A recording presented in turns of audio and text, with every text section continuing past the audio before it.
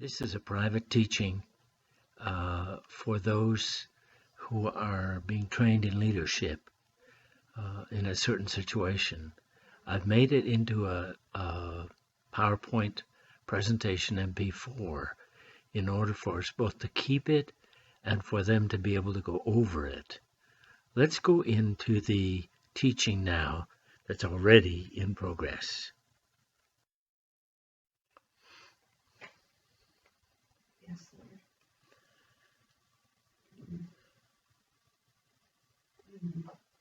Lord, all of us here, all 5 of us here.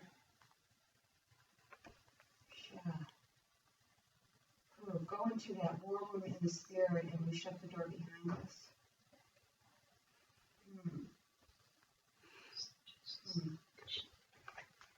And Lord, I ask that as Bill's teaching all of us, that the maps that are on the table will give some guidance as to where all this is going. Holy Spirit, I'm not even sure what I'm saying, but you know, so you take care of it, and amen. Did you say maps on the table? Mm-hmm. Okay, I just wanted to make sure I heard you. Yeah, there's maps on the table. We're in a realm of the spirit where we're in a war room. We're gathered around it. I see 2 huge windows.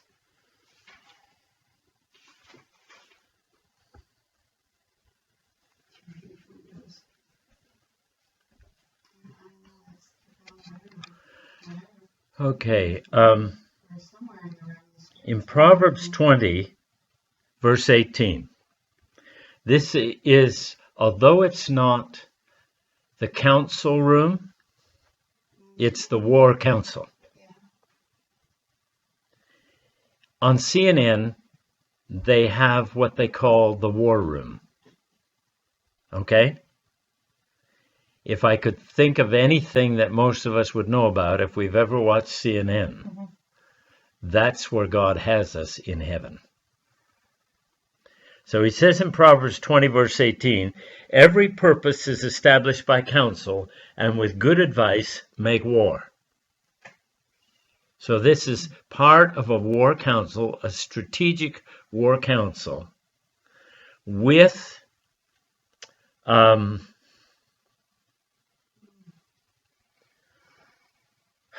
those whom God's calling into places of authority and war. It's a training council. Okay? No, the windows are the windows. Here's the question. Are the windows to the outside, or are the windows so the angelic can watch in? Because remember this, that God is showing by the church to the principalities and powers the manifold wisdom of God. So even these councils where we're learning, where God's teaching us, the angels are listening in, and the demons, if God allows them, are being taught by what comes through, by how we come through that. Okay? They don't necessarily hear what we're saying. They can't necessarily see unless God undarkens the window for them, if I could put it that way. But we've got to recognize that what God is doing in us is teaching principalities and powers. This is not just for us here. So, I have a question. When I'm hearing that, what I'm saying, I'm sorry. That's okay, go ahead. No, go ahead. Okay. Just speak loud enough to make sure Marlene can hear. This is, yeah. We need to move closer, maybe? Yeah. Yeah, move her a little closer. Yeah. Come a little closer, Marlene. A little bit closer.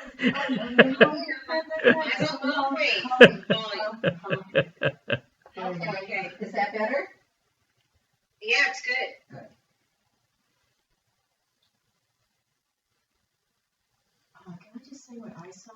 Okay. Because I'm wondering what. Right. All right. I saw this angel standing next to me who has a sword, okay, and he's got his sword down by his side, but he's cloaked and he looks rather dark. And I've been sitting here asking God, where is this angel from?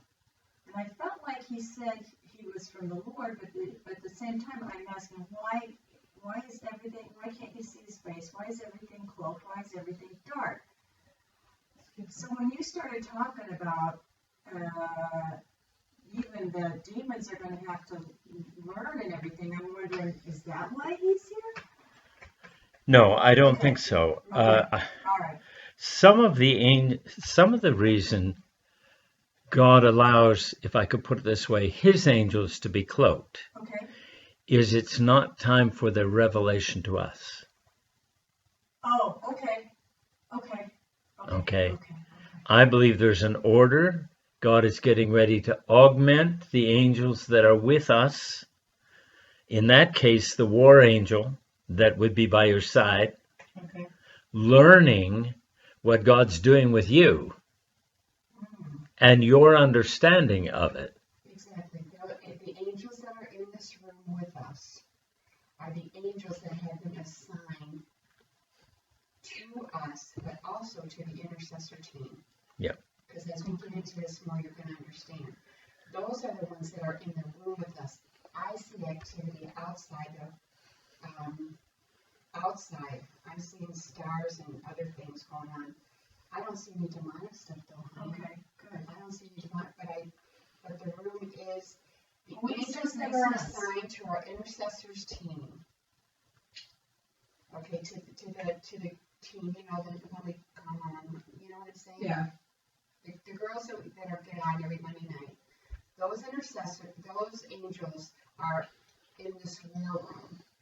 Okay. I don't see demonic though. I'm not saying it wrong. Okay. But there's stuff going on outside the windows. But we're not to be distracted by those. Okay, I'm trying not to. Proverbs 24:6, for by wise counsel thou shalt make thy war, and in the multitude of counselors there is safety. So when we come into the war room, one of the things that God is speaking now, in the in the beginning, well, let's for a moment go to one more scripture, Deuteronomy 17. Even though you're going to hear this again when you listen to the law of the leader, I think we need to go there. So let's go to Deuteronomy 17. And somewhere around 15, I think. Okay, now the reason I'm putting this here is because this is how basically the intercession group functioned for a while. Okay? It says, verse 15, let's see, verse 14. When thou art come in unto the land which the Lord thy God giveth thee, and shall possess it, and shall dwell therein, and shall say, I will set me a king or a leader over me, like as all the nations that are about me.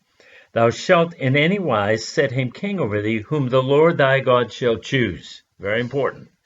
Now, he's not saying you're not going to have leaders.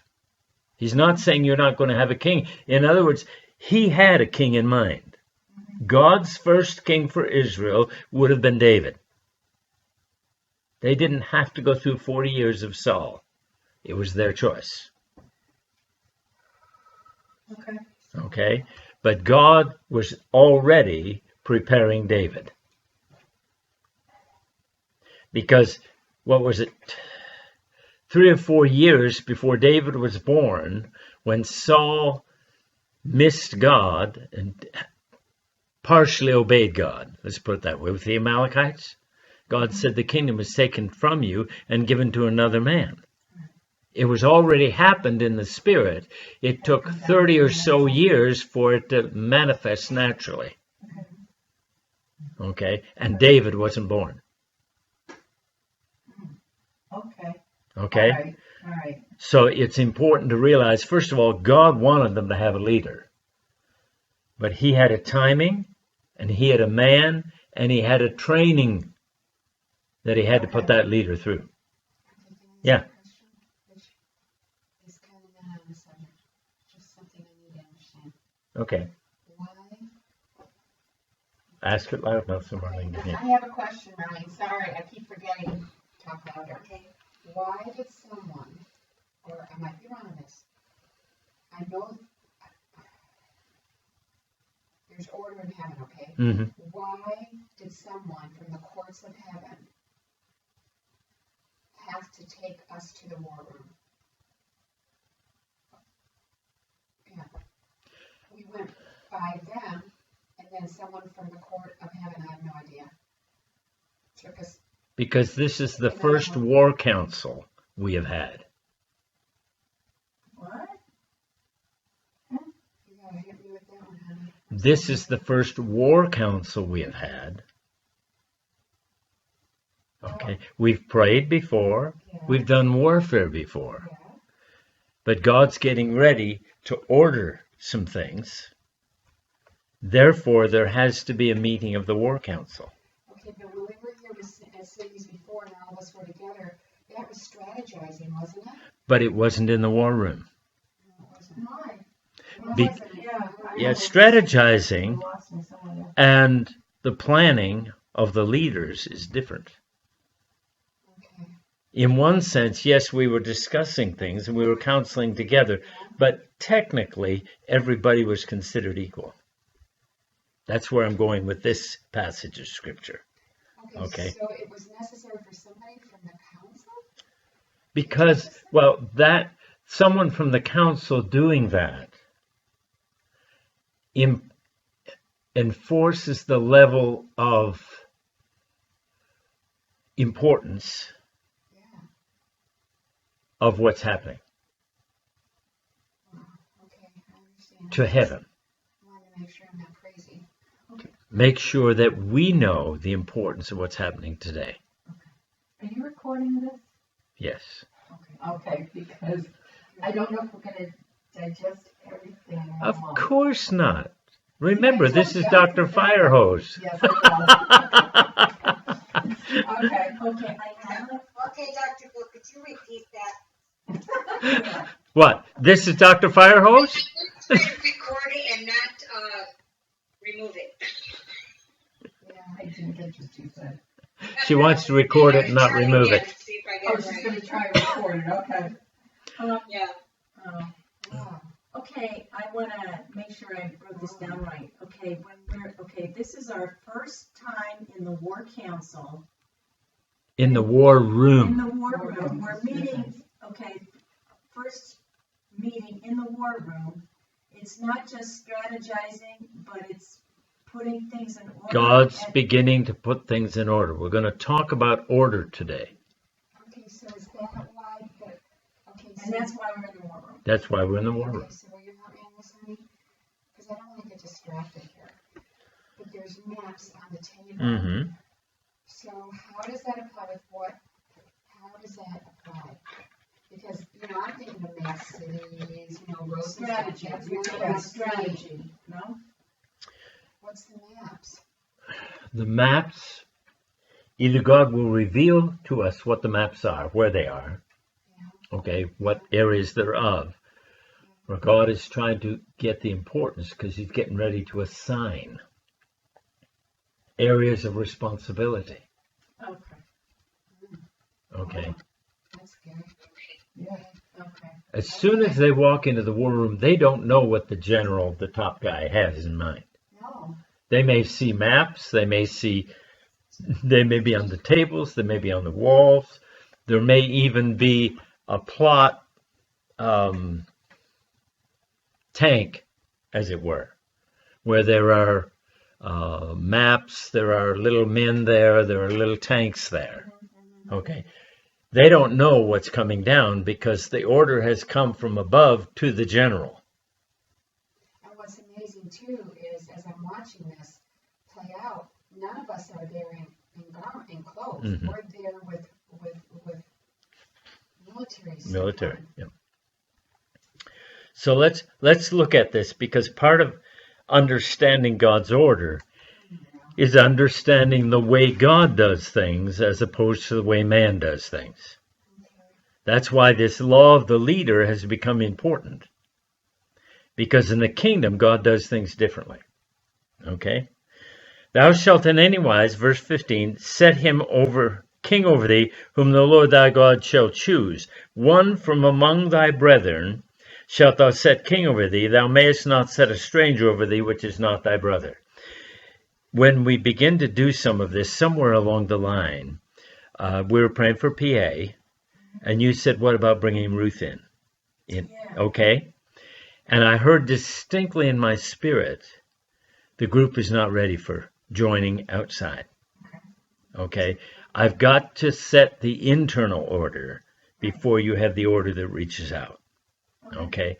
And we, at that time, Ellie was the leader. There was nothing, she hadn't heard this other stuff in her spirit about God doing some new things with her.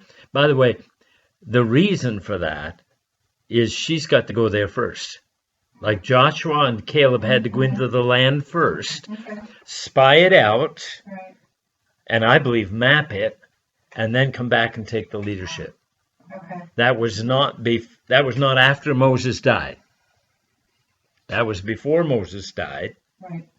And there was still a period of time between the spying out of the land and Joshua taking over. Quite a bit of time.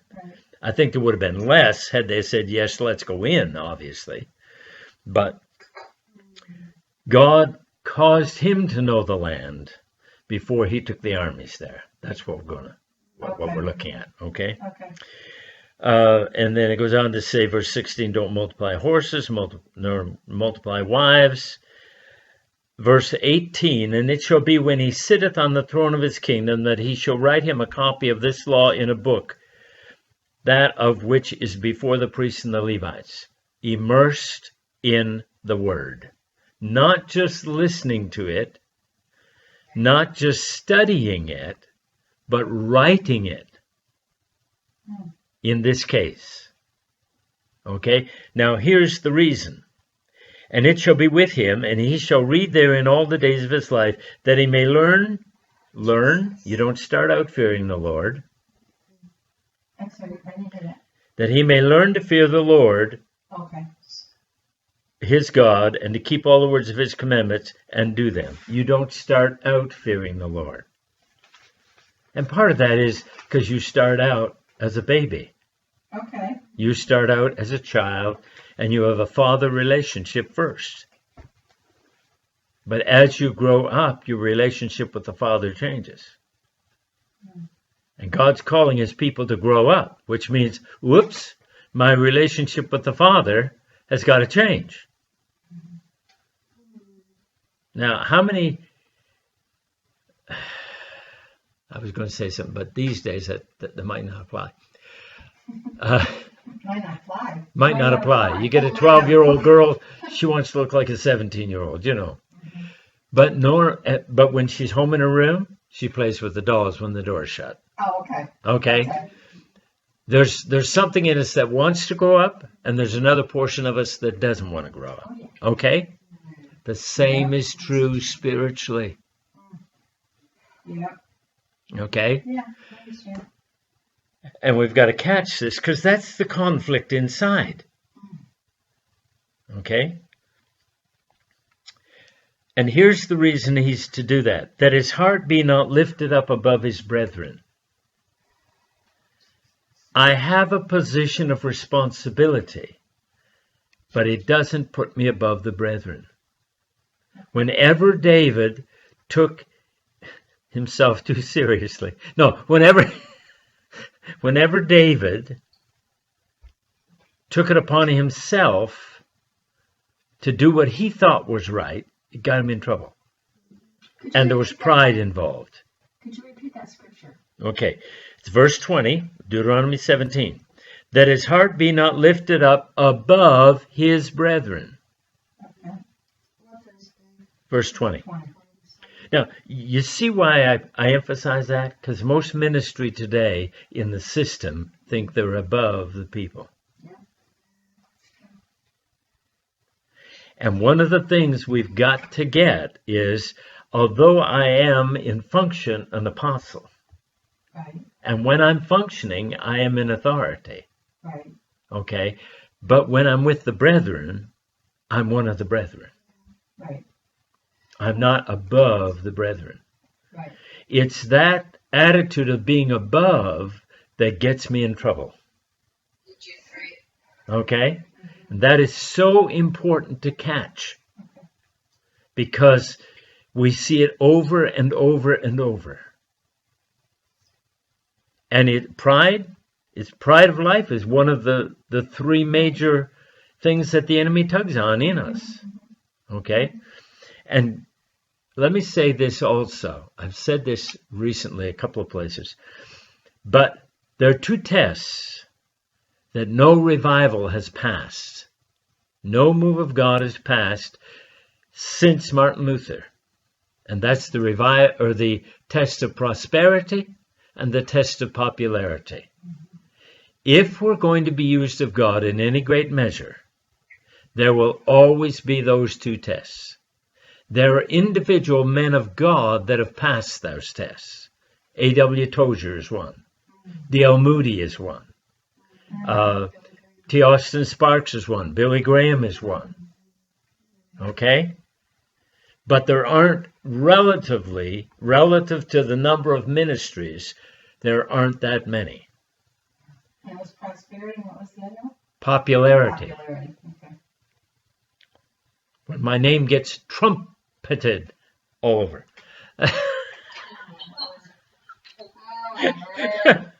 Whoa. There's a lot of ways to play with that. Yeah. Okay. So what I want to do, well, let's finish that verse. That his heart be not lifted up above his brethren, that he turn not aside from the commandment to the right hand or to the left, to the end that he may prolong his days, and I could put it this way, prolong his days in authority. So we can prolong our days in authority or shorten them. God will give us authority, but some who misuse the authority, God shortens their days. Let me give you an illustration for the sake of the people. How many, we've followed Benny Hinn, most of us at least to some measure. And he went through the divorce. Did I send out, or did you read the vision he had when he had or the dream he had the night before he had the open heart surgery? I didn't know the open heart surgery. He had open heart surgery last year, in April. After the divorce, after the remarriage. After the remarriage. Yeah, well, he married, they reconciled and remarried. Oh, Yeah. Okay. And that was phenomenal. Jack Hayford married them. Yeah, Jack Hayford was the presiding minister. But Dr. Bill, what's that? Dr. Bill, he repented in public Yeah. what he did. Yeah. Well, I want to follow I this. saw on TV. Yeah. I want us to follow this, at least the outline of it. When he, and this was his words, and I have the email with me, I just have to find it. In his words, when he went through the divorce in 2010, okay, he said, I continued to do all the things I was doing, but my heart walked away from God. He functioned in all the giftings, healing, people raised from the dead, the whole 9 yards. And yet, he said, when the Lord called me, there were two things he asked me to do. One was be intimate with him, and the other was to minister to his people, serve his people. He said, I kept serving the people. Yeah. I kept serving the people, but I didn't remain intimate with the Lord. He said, we remarried. I kept functioning worldwide. But when I had the heart attack, I think it was in Brazil, and they got him home. Got his attention. Well, even then, not until the night before the operation. And here's what he saw in that dream. He saw the gates of heaven. He saw the Lord outside the door. He saw a pianist playing this wonderful piano. If the person, and everybody in front of Jesus going in was in white. So there weren't any sinners there. Any sinners as we would think. Right. And he said, when someone was accepted, the pianist would play and the gates would open. Just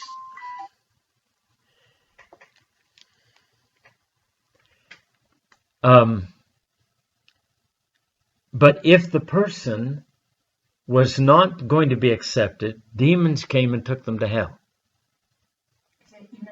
And it was even when they had white robes on. And he said a dirge was played. And he said, I watched, and the lady at the piano smiled. She knew my ministry. She knew my place.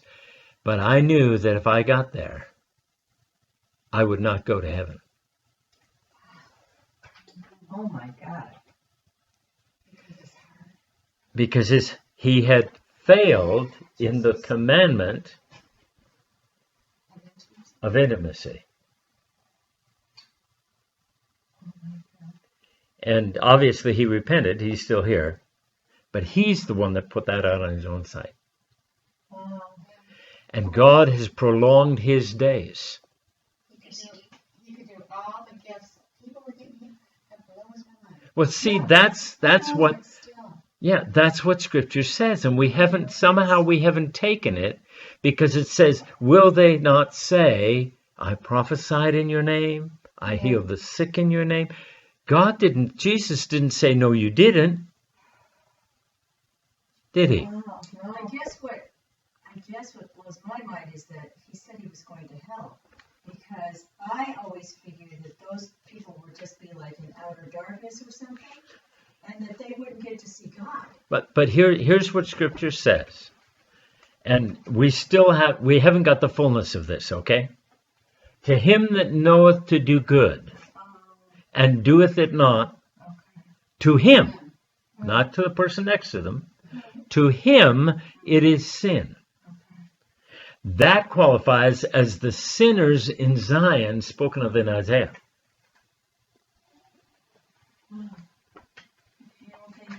We'll come back to that later. Let's stay on point here.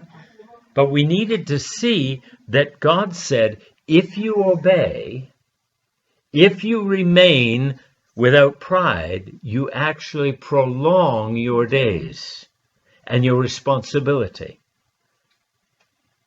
So pride shortens your spiritual life. Okay? And that, so Lord, number one, Lord, show me how to remain one of the brethren. So no matter what responsibility you give me, let me remain one of the brethren. Okay? Now, I want to go over some scriptures that talk about God putting people in place. And the reason I want to do this is at the very beginning of God doing this in the intercessory group, which I believe in one case, can I put it this way? It's God's petri dish. This is what?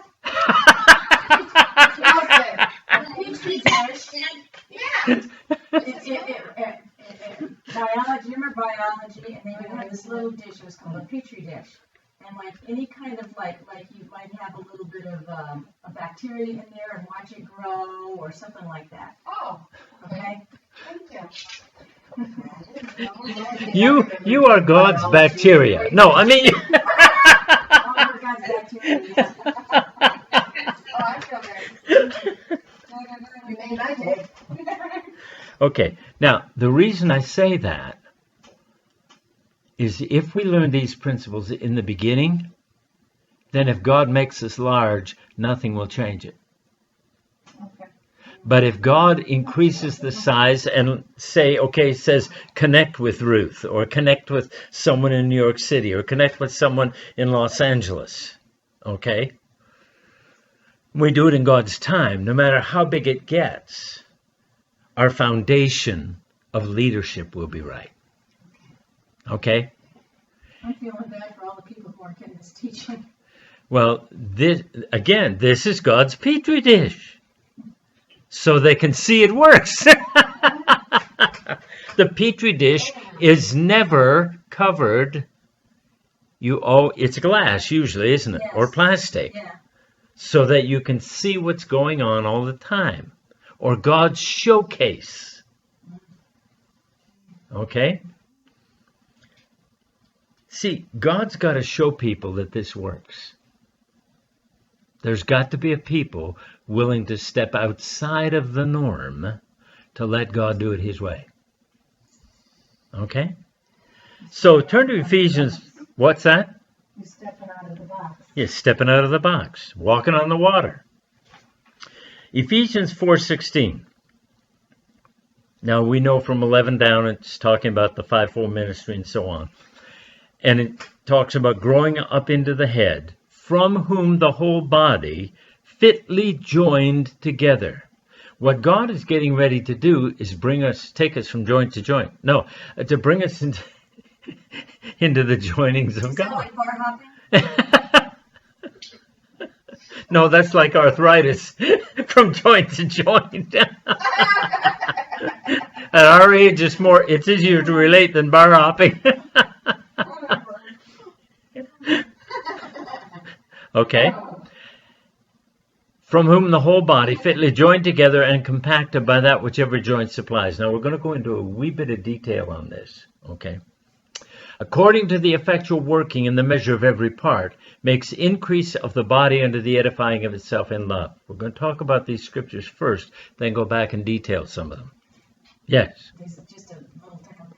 Are you teaching from that alignment number 3 that you said? Yes. You needed from? Yeah. Okay. And I've only taken a section of it. Okay. Got it. Because I really believe that we are God's petri dish. That God is, for him it's not an experiment. He knows it will work. But he's got to prove to the church that it will work. Okay. See? Sure. Okay. Ephesians 5:31 and 32. For this cause shall a man leave his father and mother, and be joined to his wife, and they two shall be one flesh. This is a great mystery, but I speak concerning Christ and the church. Okay. Most folks only get as far as the husband and wife being one flesh, and they don't draw the parallel. Okay. Therefore, they don't understand the relationship that there ought to be. You didn't obey my orders. Right. Oh, well. All right. Now, there's some of the scriptures I see here that I didn't read, but let's go.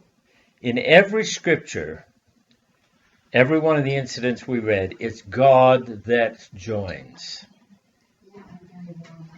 Thank you. Because I know that she says I know. Well, It's- we move out of that room and it gets. It's God that joins. Okay. That joining has nothing to do with location, physical location. It has nothing to do with natural responsibilities.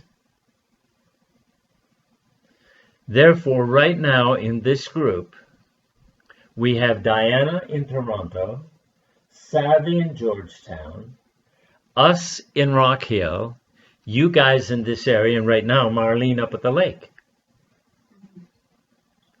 and Luella in Syracuse. But in the spirit, we can all come into the same room, even if we're all at our particular locations. That's important.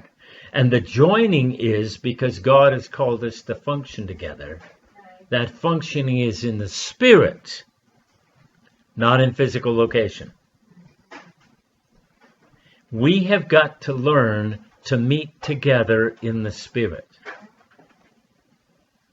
Now, the phone right now on Monday nights is an aid to that.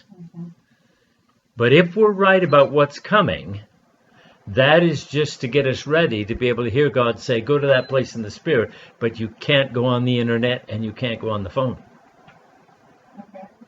And it is a vehicle of God to get you so you can begin to hear one another's hearts in the Spirit.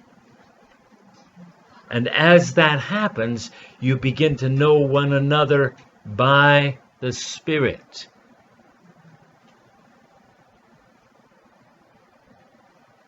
And that is extremely important, and it's what many do not understand. Okay? So no communication involved other than in the Spirit. That we're coming to that point. Remember that Paul said, and remember they didn't have what we have today. They didn't have the communication. He said, when you gathered together and my Spirit with you. That's a mind blower no matter how you look at it. You taught on this at the last intercession conference. Yeah. But see, we've got to develop that further, because if we don't have these joinings that God does and that are clearly joined by the head, we're not going to hear what the head is saying, and we'll have St. Vitus dance when God gives commands. We won't hear what the head is saying, and we won't be able to function in a oneness. And remember, it's that, behold how good, how blessed it is for brethren to what? Dwell together in unity. And we've interpreted it as, blessed are they who are all in the same place with the same focus. Now that's true if we're talking about the spiritual same place and the spiritual focus. But we haven't learned how to do that. This Petri dish is for that. I have a question. Yes. Okay. So you're in a group, and people think they're joined together. Speak loud enough so she can hear it. People think they're joined together, but if somebody in the group, you're obviously picking up on that they're unteachable, they're not receiving, does that mean they're not being joined in the Spirit? Well, let's make a difference here. Often, many of us start there. Okay? Because we come from over here and you come from over there. And our perspective of things is different than your perspective of things. If God is joining, there's going to be a coming together over a period of time. Okay. As He aligns the perspectives. Okay? So, if that continued on through, then you might be right. Okay. But remember, here's another principle we need to catch. Always understand everything in the light of the tabernacle. In your group, you're going to have outer court people. You're going to have holy place people, and you're going to have holiest of all people. In a healthy group, there will always be the three. And it is no aspersion on any who are in each realm. Right. Exactly. Okay?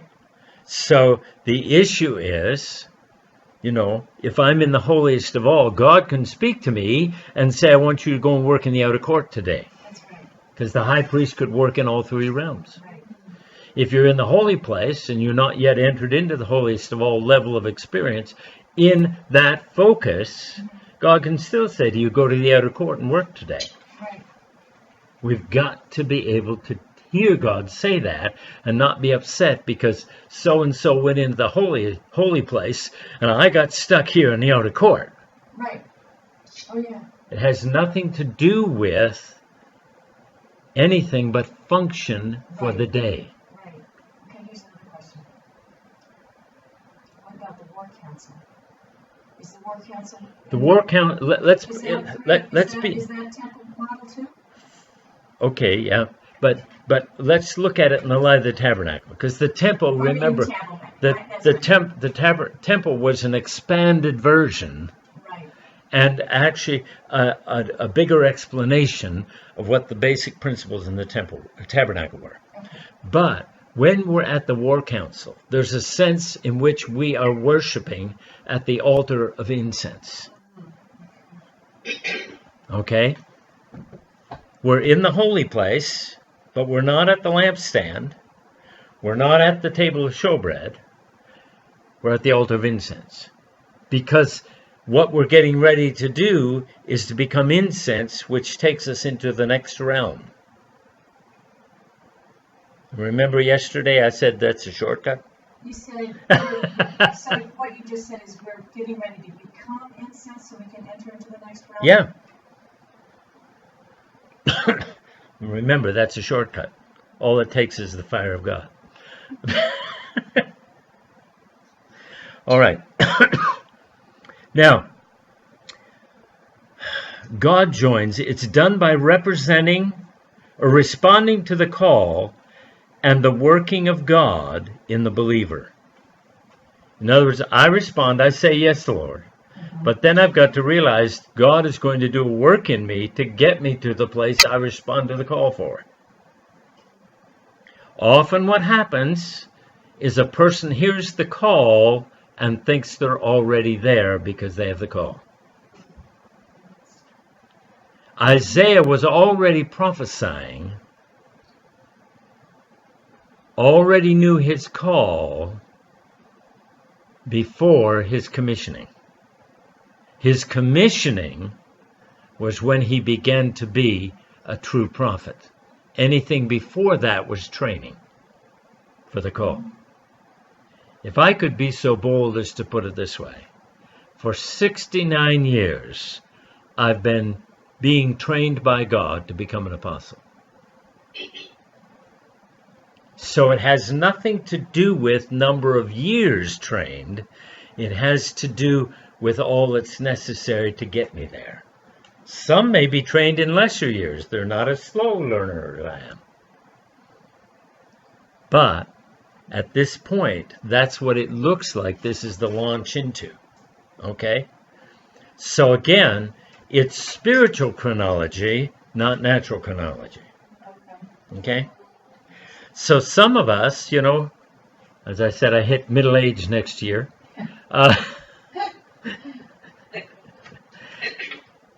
But for me, it looks like this is the beginning of God's call, or the beginning of the commissioning.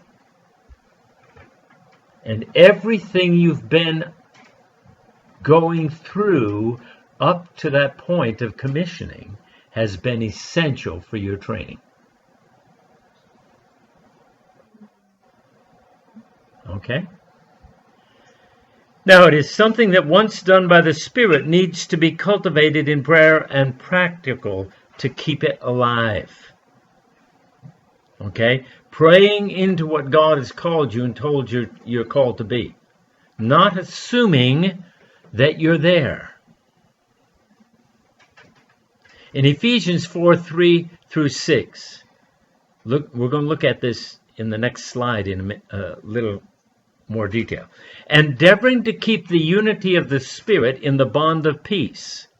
There is one body, one Spirit, even as you're called in one hope of your calling, one Lord, one faith, one baptism, one God and Father of all, who is above all, through all, and in y'all. That's not like a colon, is it? I was just thinking that. All right. Let's look at some of the detail of this because it's very, very, very important.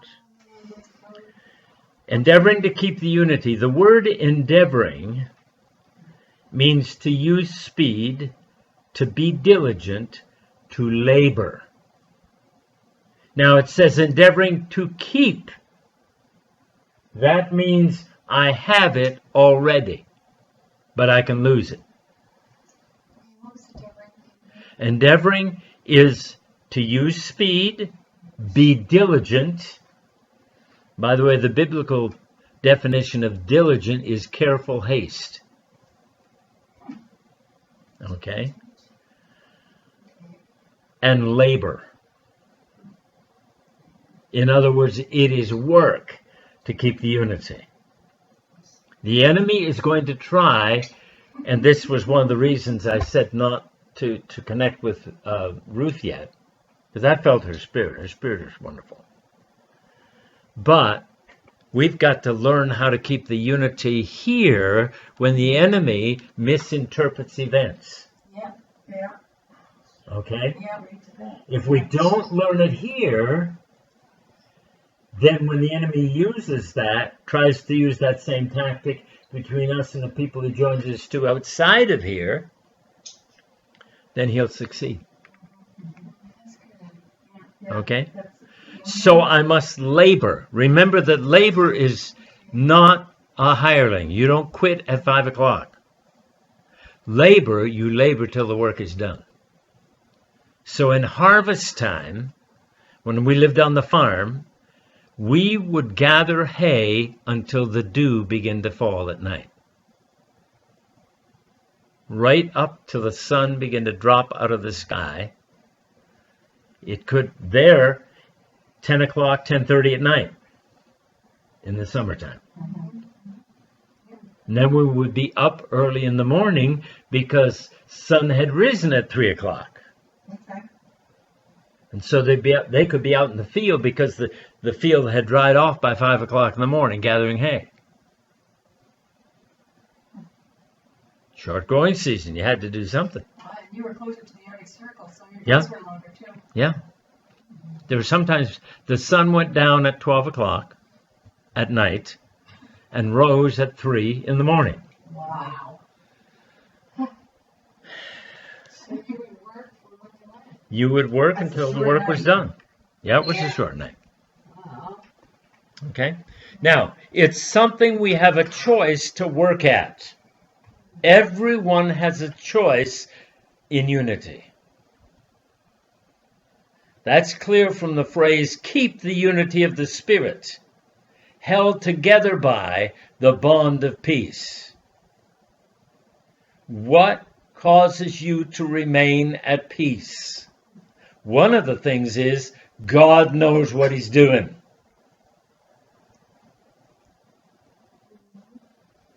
Another is God set me under this leadership and hasn't told me to leave.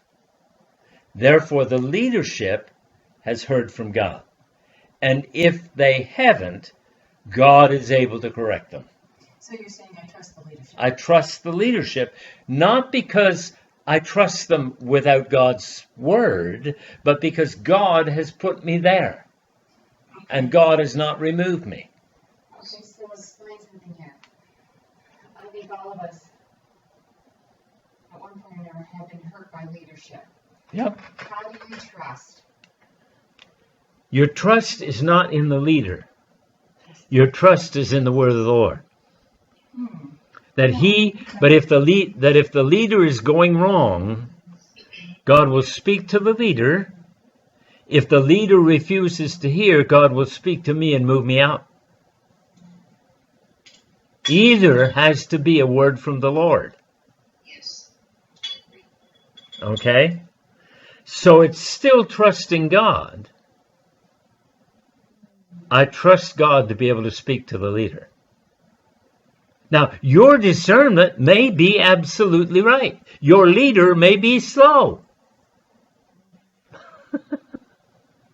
Okay? So this But was, you've we got- can have peace because we know God knows what he's doing, and because I trust in the word of the Lord. The trust in the word of the Lord you have heard. Okay. Okay? Because you see, if you lose your trust in the leader without God saying something, you're actually losing trust in God's word to you. Okay. See, it all comes back to you. Nothing stands between you and your relationship with the head.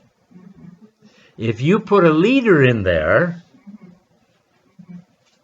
then you're going to have a pinched nerve. Okay? Okay. You're going to have pain in your hearing. Yeah. That's why I use the back in the in the illustrations. That's why I use it as the illustration. Because there are nerves that come out at under every vertebrae. Right. I mean, God made us so awesomely to illustrate the body of Christ. We never go into the illustration. We just use the buzzwords. Okay. Okay? Okay, based on my experience, it seems like, at one point God gave me a word to go someplace, and then later that changed. That wasn't where I was supposed to be anymore. Yeah. Okay. Oh, yeah. Yeah. Because remember, right now where we are, God has ordained certain places to do certain works, to get us to maturity. You don't send someone who's in the tribe of Levi to the war to be trained for the tabernacle. Right. Now, at 20 years of age, both your young men went to be soldiers, and the Levites went to be trained for tabernacle. Okay. Now, there was a time when the Levites went to war. That was training somewhere else in their growth. Okay. Because there was an army of Levites that went to war with the regular weapons. There was another group of priests that went to war with the sacred instruments of war. One of them being the trumpets. But when we don't know this, and we're coming out of a group who has lumped everything together, we think there's only one type of training, one type of focus. If you study the 12 tribes throughout the whole of Scripture, from Genesis literally to Revelation, there are some that aren't in certain lists. Yes. And the reason is they're not required for the accomplishment of that list. Huh. Okay. There are 13 listings of the 12 tribes throughout Scripture. There are some tribes that are not in the listings. And when I asked the Lord why, because you would think they should all be in the listings, He said because in that work, that spiritual work that represents, that the meaning of that tribe is not required to come to the fullness of that. Wow. What about the tribes? What about the 10 tribes and the 2 lost tribes or whatever? We don't even go there. They're not lost. He hasn't lost them. They're just not used at that point, right? Huh? They're just not being used at that point. No, at this point, there are only 2 or 3 tribes that genealogy knows about. Okay? They're coming. He said he's going to restore all of Israel, not just Judah and Benjamin and Levi. Okay? So, peace has the binding power. Let the peace of God be the umpire in your personal life, in your relationship with leadership, and in the body of Christ. Now, he didn't say it'd be possible to live at peace with all men, but he did say as much as possible, live at peace with all men. Okay, so you said leadership, ourselves, and who else? Leadership, ourselves, and God. What gives me peace with God? When I'm going through something and everything is chaotic, but I'm still at peace. That's the peace that passes all understanding. I don't understand why I'm at peace. The word of your trust always is in the word of the Lord. And His character and nature, that if something is not what He has for me, He will move me out of it. My trust is not per se in leadership. It's not a blind trust. But my trust is that if this person is going off, that God will move me. So my trust is still in God and in the leadership. Paul put it this way: follow me as I follow Christ. Where I'm not following Christ, you're not required to follow me. Okay. Well, that wasn't taught. I know it wasn't taught. Oh, yeah. All right, Ephesians 4:16. Right. Joined by God, compacted by self-supplied elements. It's the name of the slide. Ephesians 4:16. From whom the whole body fitly joined together and compacted by that which every joint supplieth, according to the effectual working in the measure of every part, makes increase of the body unto the edifying of itself in love. Only God can fitly join us together.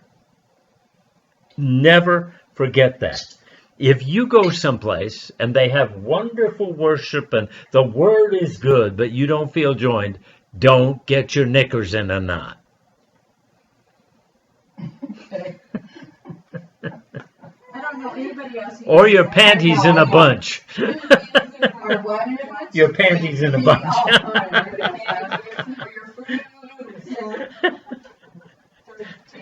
The fruit of the looms, not the fruit of the wombs. All right.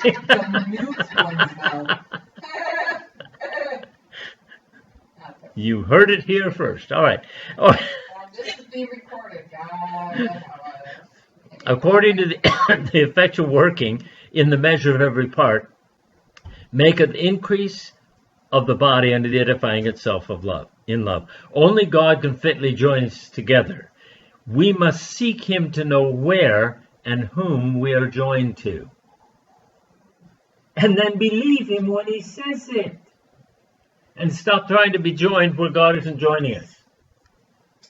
Okay, so we must seek him to see whom and where. Where and whom and to whom we are joined.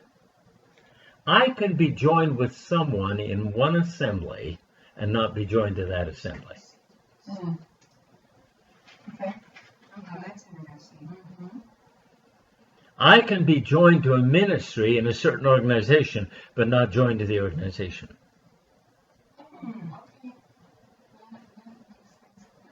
Okay? Now, we are cemented or compacted or pressurized by that which every joint supplies. Now, here are some questions I ask that we have to ask God. If there's no supply from the other joints we're joined to, is there growth?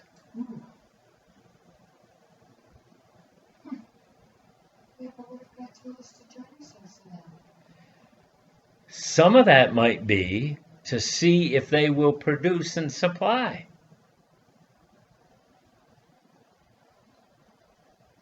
Okay, here's a really selfish question now. You join yourself to a group and they're not growing or whatever. Some of it might be to grow you an attitude. Not for you to cop an attitude, but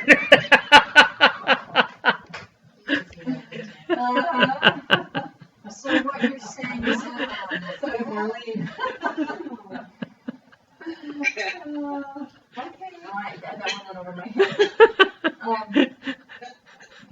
So if there's no supply coming out of a joint that we're joined to,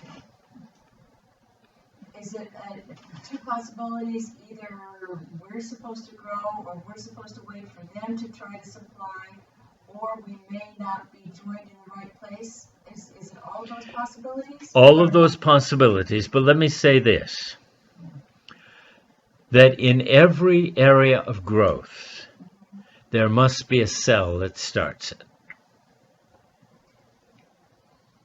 Okay? Isn't that true in the womb? No cell, no body. Okay, so in every area of growth, there must be a cell That starts the growth. Oh, so that's- God might have us join. Because we have the food. Okay, let's go back to, how many of you have done sourdough? Yeah. Yes. Not the old way, or not the new way, the old way, where you keep some of the old. Right. Oh, you mean that's a starter cell, And then you and you put it in, Okay. right? Yes. You put it in, and it expands and causes the whole to grow. Right. You might be one of those. Okay. And that might be why he has. That's why he has you there. Okay. Okay? Well, and the way he explains it with food. Me too. It's like, okay. So in every area of growth, there must be a cell that starts the growth. Right. Is there increase? First of all, is there increase in you? If you're increasing, we're not talking now about getting fat. If you, did you say I'm getting carnal? Is there increase? First of all, in you. God could put you there, and their unproductiveness could produce growth in you. It increases your hunger. It increases your patience. Then he might turn up the heat. Because heat will cause things to rise faster. And your theme song will be, "And I'll rise again." All right. I want to rise like that. He's one of a kind. Now, there will always be a period of time in which you will wonder, will the joining take? Because remember, it's a test on both sides. There's always, what was that again? A period of time where you wonder, will this joining take?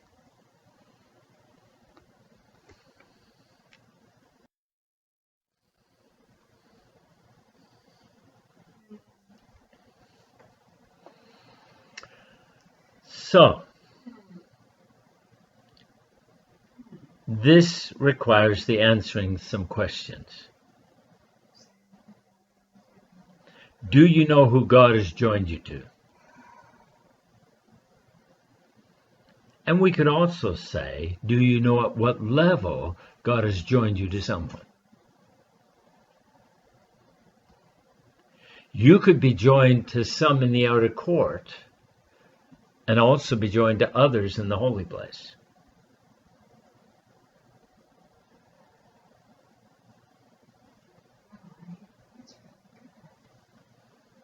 Okay? Because why has God joined you to these people? What work is to be done?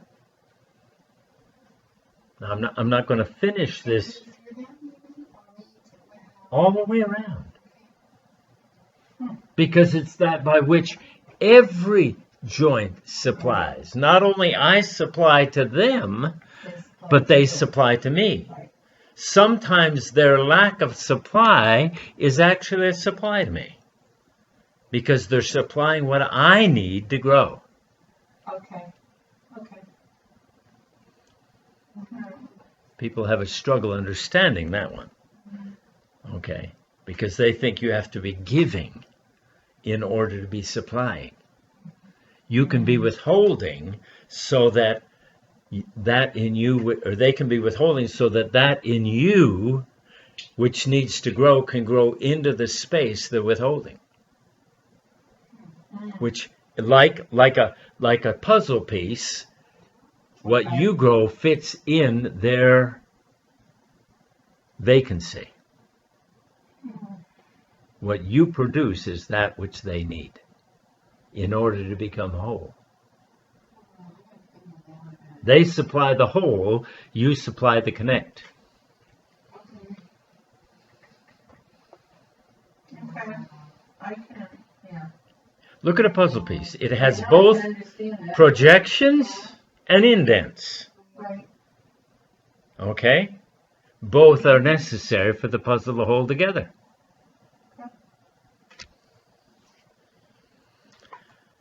Now, why has God joined you to those he has? That's question number 2. Then we're going to bring this right down to the practical with the intercession group. Why does that what? Joined you to those he has. Because if you honestly look at it, you've got some in your life that it's very clear God put them there, but they're only outer court people. Or you've got some in your life, they're holy place people. Okay? Why has God joined them? Is this still too much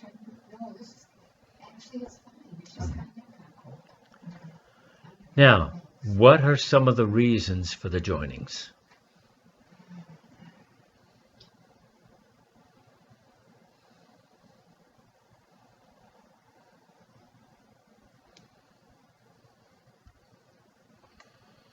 There's one sense in which these questions must be answered before we can go to the maps that God has on the table.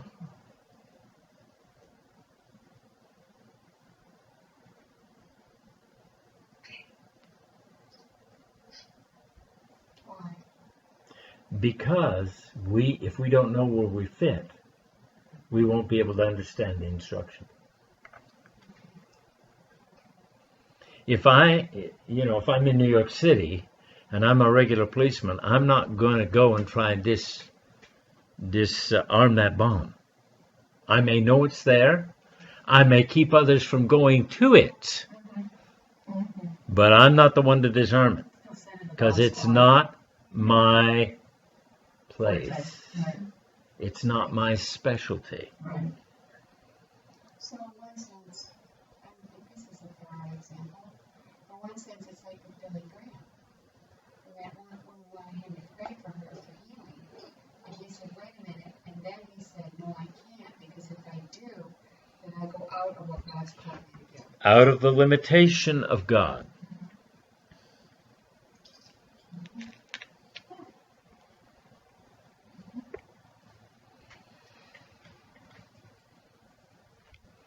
Okay.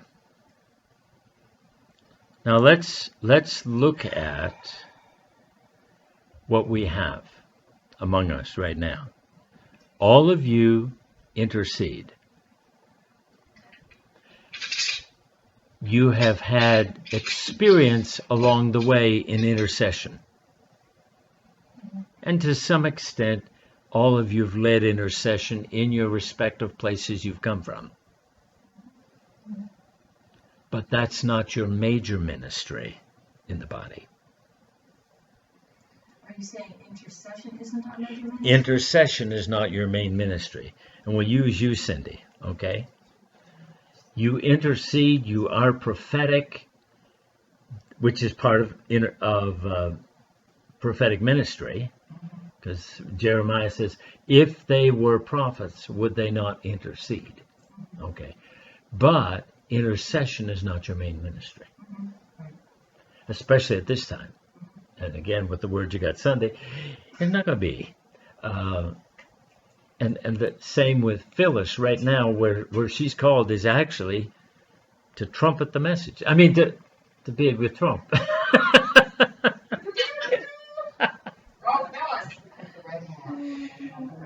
Marlene right now. Now be quiet so Marlene can hear this. She has trouble hearing this type of thing. Just saying.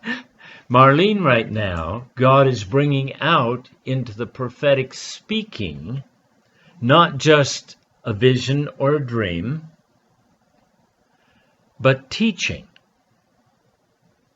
Yes, she will intercede, but that's not the main focus right now. Okay? Ellie has been called into the spy realm. Oh boy. Okay? The spy... I spy? No. And the reason I'm saying that, she's been called to go out and find the next field or the next place God wants to take. She has to experience some things to recognize it.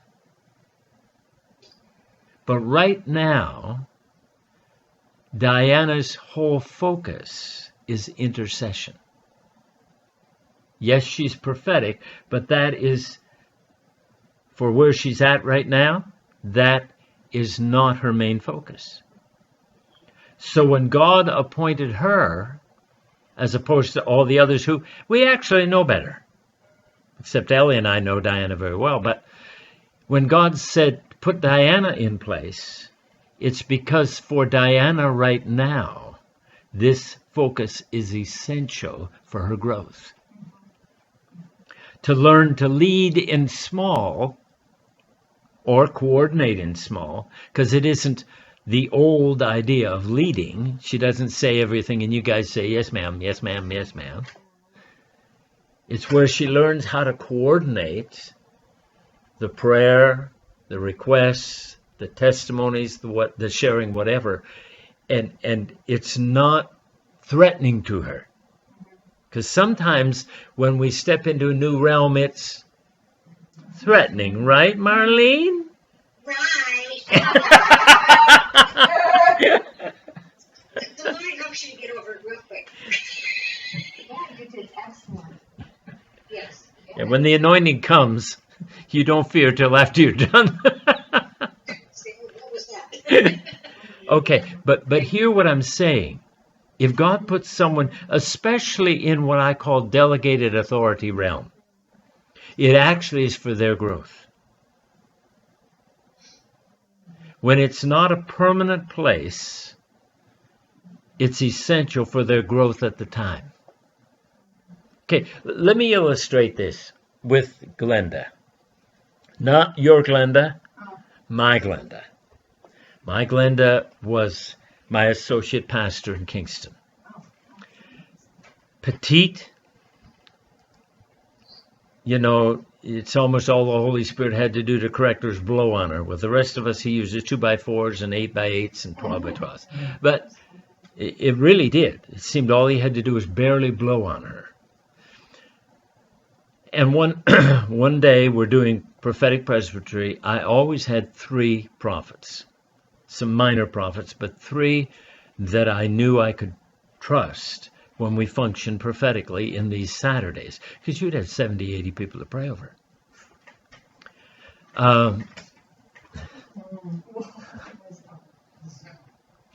And so we had Irene, we had myself, and we didn't have a third prophet. And the Lord said, tell Glenda, or ask Glenda if she will. Tell her that you will pray for her, for the mantle to come on her before she starts, and that promise her at the end you'll pray it off. That was the thing that let her go through it. You promised to get rid of it after she finished functioning. She came right out and told you. Yeah, yeah. And when she got ready to go, first thing she did was come over and say, okay, now pray it off. But she functioned like a pro. But it was delegated authority. She was functioning under my prophetic anointing that I put on her for that presbytery. Okay.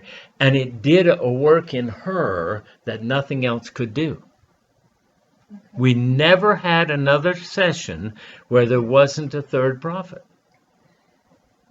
It was ordained by God to grow her and to push her where she'd never been. Not without her permission. She gave permission. But a year and a half later, God spoke to promote her to the prophet dimension. Okay? We didn't know that was coming. She didn't know it was coming. Irene didn't know it was coming. We didn't know it till the Sunday morning God said it. Okay? But that was an essential experience along the way where she would have resisted being set in as a prophet, because her real call was a teacher, wasn't a prophet. And yet she went, when she left, she was a wonderful teacher, both naturally, she was a natural teacher, and she was a spiritual teacher. And but after we left Kingston, and she moved out of Kingston, God used her for a full year in the prophetic office in a church God spoke to her to go to that she didn't know. She walked into the church. God said, you go there. It was a vineyard church. She walked in there. God had told her to go that Sunday. She and her husband went, and the Lord said, now here's what's going to happen. He's going to die. The pastor's going to die. I want his wife to take over. But they're going to need someone to carry the church during the transition. That's what I brought you here for. Within a couple of weeks, they begin to use her in functioning in the church. Just like God told her when she stepped in the first time. She carried that church through the death of the pastor, through the mourning period that the wife needed to go through, and through the restoration period, until she was fully able to take the responsibility. She did that from the prophetic office that she'd been promoted into. The training point was that time we put the mantle on her for the afternoon, and took it off. Essential for her training. There will always teaching come out in her in her prophetic, because yes, that's the base. But her office is that of a prophet now. So the prophet would be major, the minor would be the teacher. So when God does these things, and it's essential, when God does these things, he has a purpose in mind. If we'd have asked Diana to lead a group like you lead, no way. In one sense, she's hiding behind the phone. But it's a safe place for her right now. It's a good place for her to start. And it's a place for her to start. Her prophetic functions. And she knows how to she knows God in intercession. Okay? So, and a lot of her experience has been intercession, more than even the prophetic. And so what God did says, okay, let me use this to begin to bring her into a place of ministry that is more prominent. But in the group also, there is safety, because she's met y'all and trusts y'all. Okay? She's not, I mean, there might be one or two of you that could get out there a ways, but, you know, she's not afraid. She trusts that if she gets into something she can't handle, one of you will have the key. So it's still not a singular leadership. It's a corporate leadership with a head that makes the decisions of which way to go. And she's not overbearing.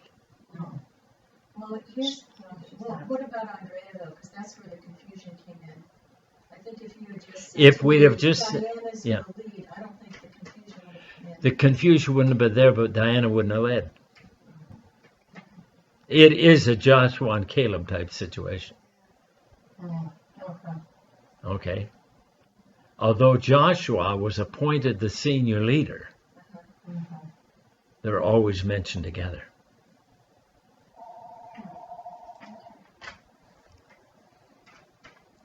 Said Joshua and Caleb, both of them have another spirit.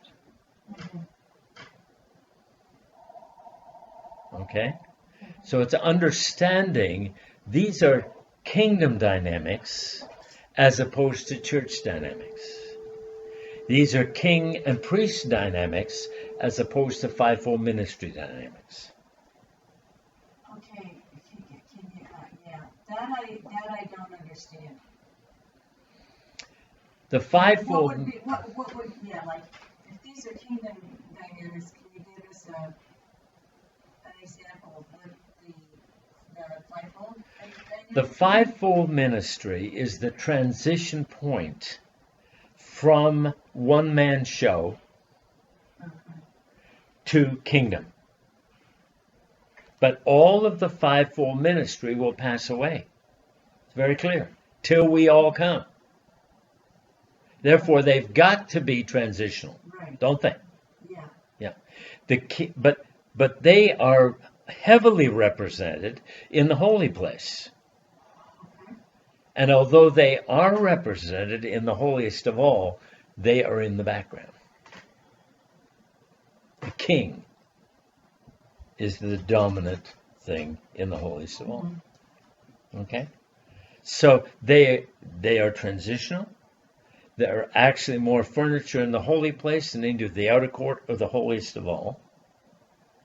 There's more functioning there. There's more ministry to the Lord there, but they pass away at the veil into the holiest of all. So we've got to recognize, even though we may have known it academically, I think we're coming to a place where God is going to make us know it experientially. And there's a difference. Yeah, I'm even having trouble with the academic. Well, okay. Let's take for a moment. Let's take Frank. Okay, you know him well. That's why I want to use him as an illustration. He came up through the ranks. You know, he retired from the FBI, and he got this. What was his first position out of the FBI? Out of the FBI, he was regional director for the drug agents for the Attorney General's office. Okay, so he got a position that was not commissioner of the state. Right. He didn't know he'd get to be commissioner of the state. Yeah. Was not in his thinking. Yeah. He was just being faithful with the fivefold ministry position he was given. Okay. Okay? But it was transitional. In God's mind, it always was that Frank become commissioner. We always have the same. Yeah. Yes. But we didn't even know what position promotion meant. Before Tom Clement was ever governor, he wanted Frank to be, if he got to be governor, he wanted Frank to be his commissioner. But you hear what I'm saying. Yeah. That it was a position of authority, and not a low position of authority, but it wasn't the final. Right. And in a sense, Frank becoming commissioner was his kingship position. Yeah. Okay? Yeah. Whereas the regional director was his church position, if I could put it that way. Okay. Okay? Okay. His FBI was his outer court. All right. Now bringing it into, because, correct me if I'm wrong, but you said, okay, when we were talking about Diana, you were translating this into kingdomship. Is this a step for her being in this transitional position for her to go into the next thing, which is where her kingdom? Well, let me put it this way. This is her coming from the outer court into the holy place, and I'm talking now about ministry function. And this, if at the very least, it's her lampstand experience. Okay? I do believe that God's going to bring her to a place within an assembly where she's clearly functioning not as a sometime prophet, as a full prophet. Okay? Whether that will be both her table of showbread experience and her altar of incense experience, I don't know. Okay? Ellie's asking if you passed out. I'm almost out of juice. Oh, she's got to go. Okay. Powerful, powerful. Does anybody want anything to drink? I would love some water. I just didn't want to disturb him. Shoot what? We lost you. We only see it. Eyebrow. This was actually Gatorade. There. Eyebrows. I'm all right for now. Yeah. Nick? Well, just from the eyebrows up. Oh, now we got your eyes. Glasses. There you are. Whoop, there you. You're still a little short. You're still a little short. Thank you. There's no ice in there. Do you That's need okay, ice? Lord. So, but do we understand those alignments?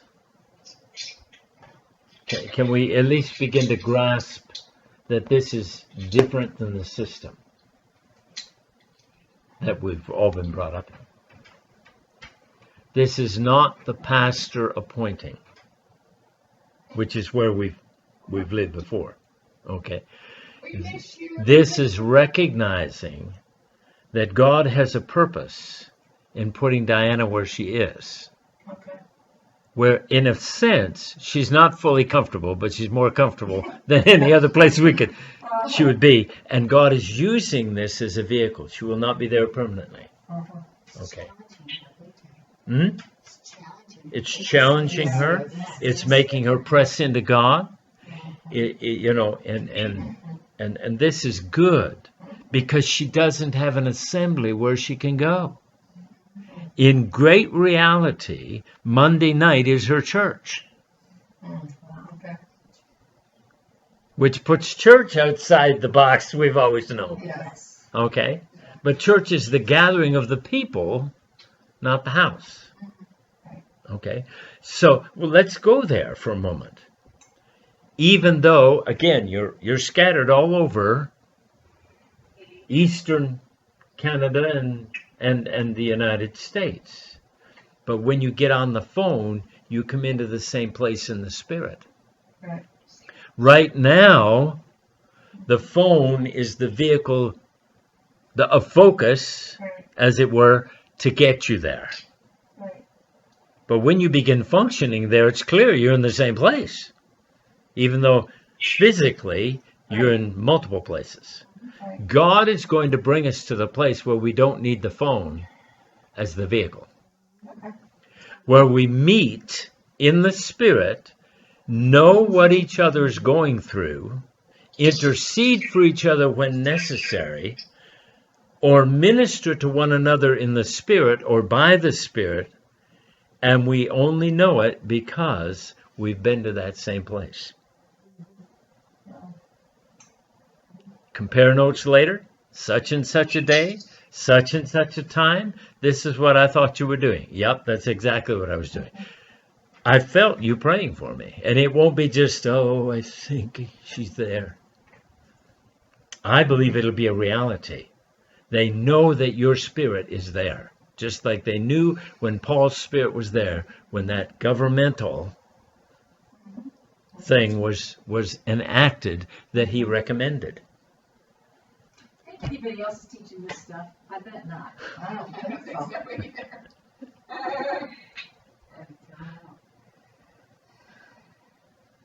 But you hear what I'm saying? Yeah. See?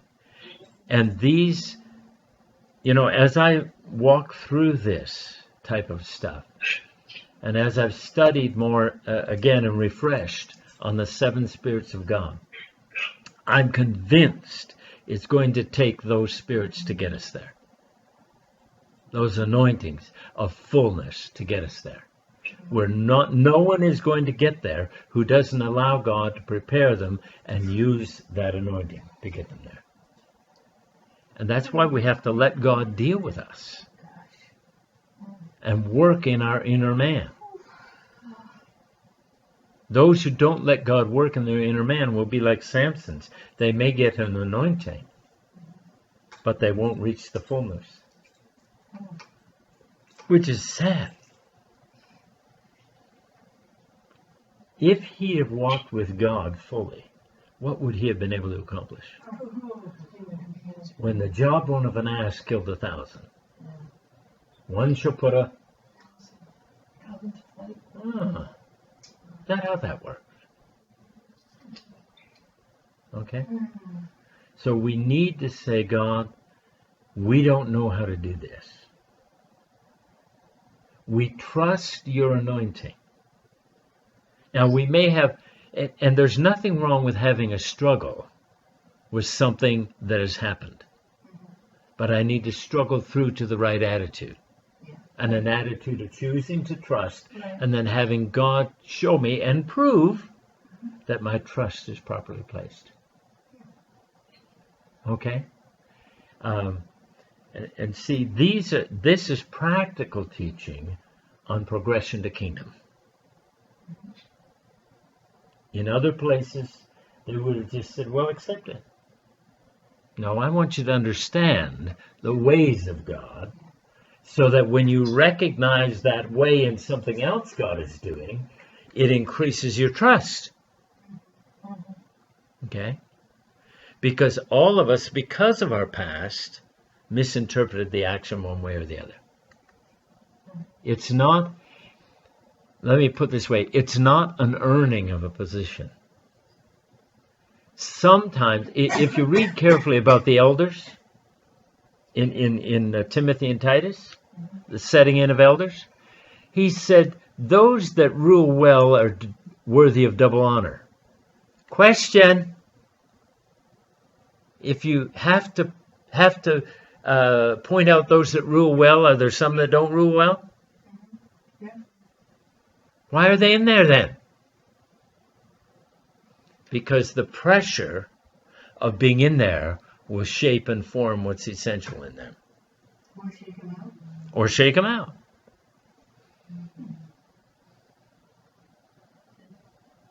God can elder without any of us. Seeing as he's the elder of elders, the ancient of days.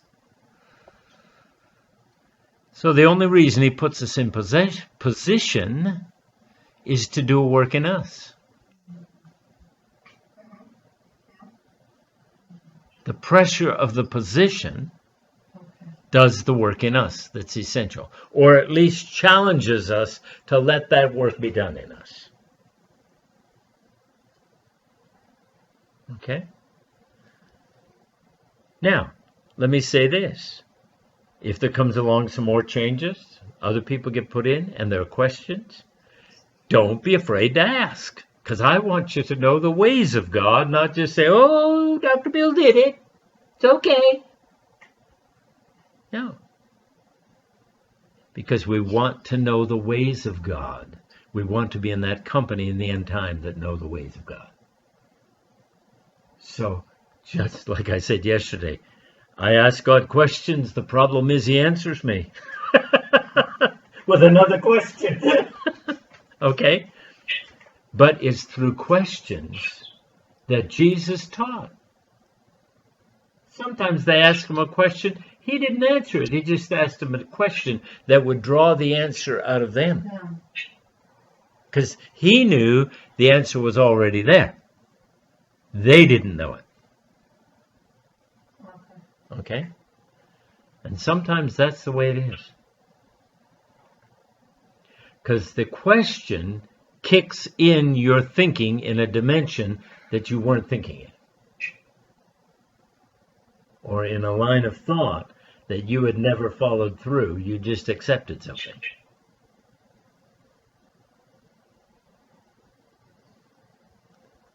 So what's your question for us? I can feel the wheels turning. I should sit over there, I hear huh? Okay. Diana and I, everybody was in the war room. Mm-hmm. Diana and I were at the door to the Mhm. bunker. Okay? But then it was like we were there forever. Mm-hmm. You know, we did, I had gotten a new weapon, you know, the arrow, we had put all that together. And we were supposed to correspond back and forth together. And a little bit we did, but then nothing ever went beyond that. Like, is that assignment now over? No. No. No. You're still there. No. You're still there at the door with her. No. It's just See- God hasn't given any further. Well, I don't know. Because I'm not on the phone. See, and then you're like, okay, like, did I miss something? No. Like, No. This is something we've got to grasp, okay?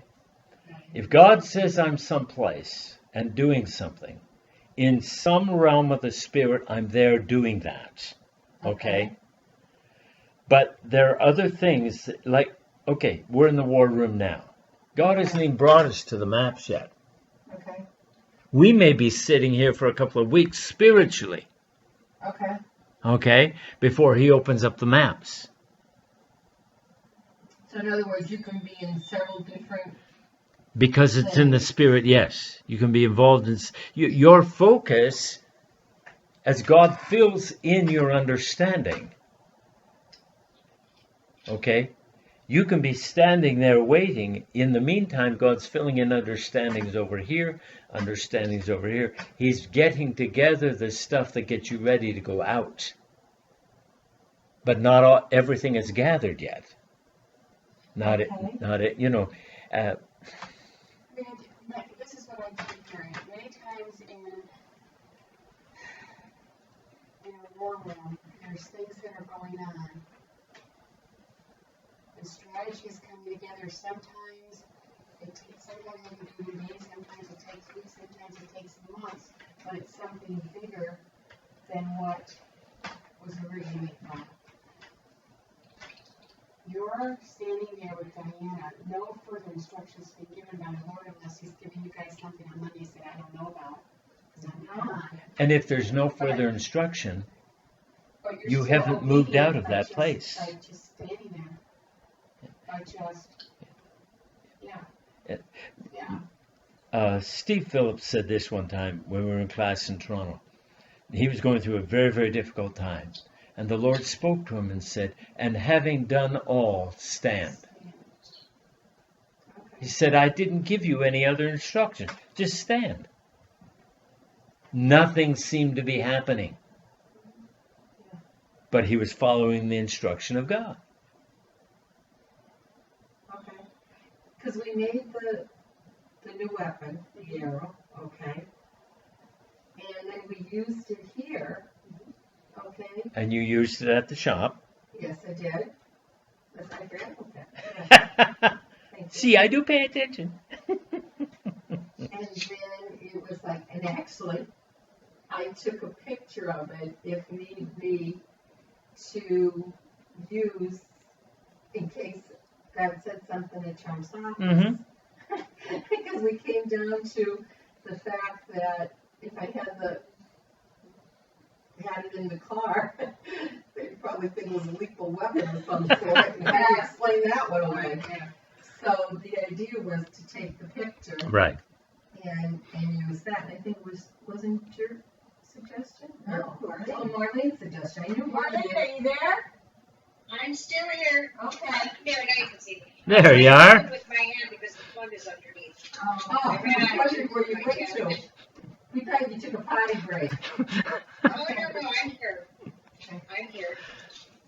See, Okay. again, the thing we've got to remember, because we have all been brought up on the functioning issues. I've got to be functioning. I've got to be doing something. In the realm of the Spirit, you're not hampered by time. Nor are you hampered by the space in between instructions. Okay. We're always used to coming from whoever the head was in our group, always telling us what we're to do. Okay. Jesus said, or God said in Isaiah, they that wait for me shall never be ashamed. Yes. If I know God has not given further instruction, either in my relationship with Him or in the group, then I've got to believe that it's not time to move anywhere. He is filling in holes in the others until everybody's ready. Okay. Okay, let's go back to the army. Okay, you've got a supply line, very essential, right? Right. And you've got orders to move ahead. You don't start immediately. Everyone gets So equipped, in order, right? and they check their rations. They check everything so that everything is up Bullets, everything. before they move ahead. Okay. And in one sense, And that takes time. if I could say it this way, Diana has to be brought to a certain place Okay. before you guys can move out together. Okay. Okay? It's not a matter of, am I doing something wrong? If God's not instructing, you're just waiting is not doing something wrong. And it's not God saying, you're deficient. Unless God tells you to do something or gives instruction or begins to give you an experience in God that would be necessary for the next step, you're okay. But I think what she's saying is she feels like God gave her this instruction for the trust's office. Right. Well, that was my next thing. Yeah. Because I actually pictured it, and I called Diana on it. Mhm. I said, I've had a vision where I left the bunker, and for whatever reason, I'm involved with this election working at Trump's office. And when I went over to that small rally that they had there, all I did was stand there, and doors just kept opening. Mm-hmm. And she goes, "Oh, Phyllis, I agree with this." She goes, "I feel that is right on for this time right now, that you'd be there." I said, "I feel like I'm supposed to go over and anoint the phones and anoint the building Mm-hmm. and whatever, be a light there." Mm-hmm. And she thought about it, and she said, "I don't feel any bell sirens or whistles going on." She goes, "I agree with this." Then that's part of your training, getting ready for the next step. Because you didn't go and do it on your own. No. You consulted the temporary leader, okay? And They canceled the meeting for tonight, it's Yeah. gonna be tomorrow. okay, Yeah. That I know. Yeah, I look in here and I see my name, and I thought, okay, what's this about? Yeah. okay. Okay. So, because if God isn't giving any other instruction, whether by vision or other, of the scene that we've seen, whatever we go through up until God changes the instruction for the corporate is still God. It's part of the training. I don't fully understand. I don't need to. Right. If I obey, what he wants worked in me is worked in. I understand this a little better now because when Diane and I were at the bunker door, okay, and then all of a sudden she was with Andrea and her in a different position, it almost felt like you got blindsided. Mm-hmm. Like we didn't see it coming. I didn't see it coming. She didn't see it. At one point, I felt something in the spirit, but I didn't say anything because it didn't last long and it waned. Like it wasn't with you for days. You know, that there was something with the two of them, and it was a good thing. You know, it wasn't a bad thing, but it wanes quickly. And then I was questioning. I said, "Okay, God, did I miss something here?"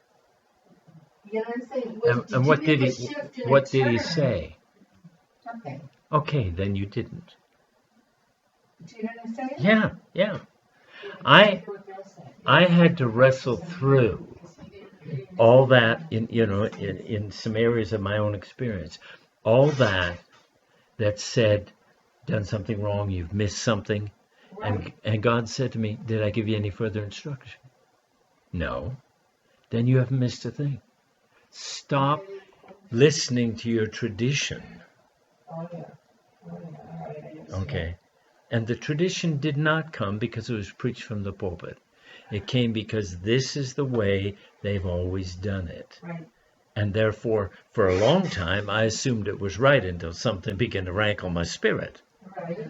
But then I didn't know what was wrong. I just knew something wasn't right. So, at this point, I'm saying, what is, maybe I missed something here, but I'm going back to the notes that I wrote at the time. Where am I supposed to be? Yeah. So you guys, No. okay, so Yeah. you guys, But see, even though you're doing this stuff with Trump's office, because that's what we It's feel God has temporary said, thing, right. yeah, it's temporary.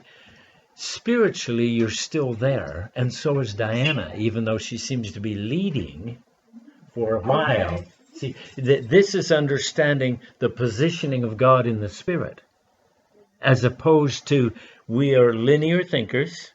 yeah, We are not used to being in more than one place at a time. Therefore, in the natural, we think that same is true in the Spirit.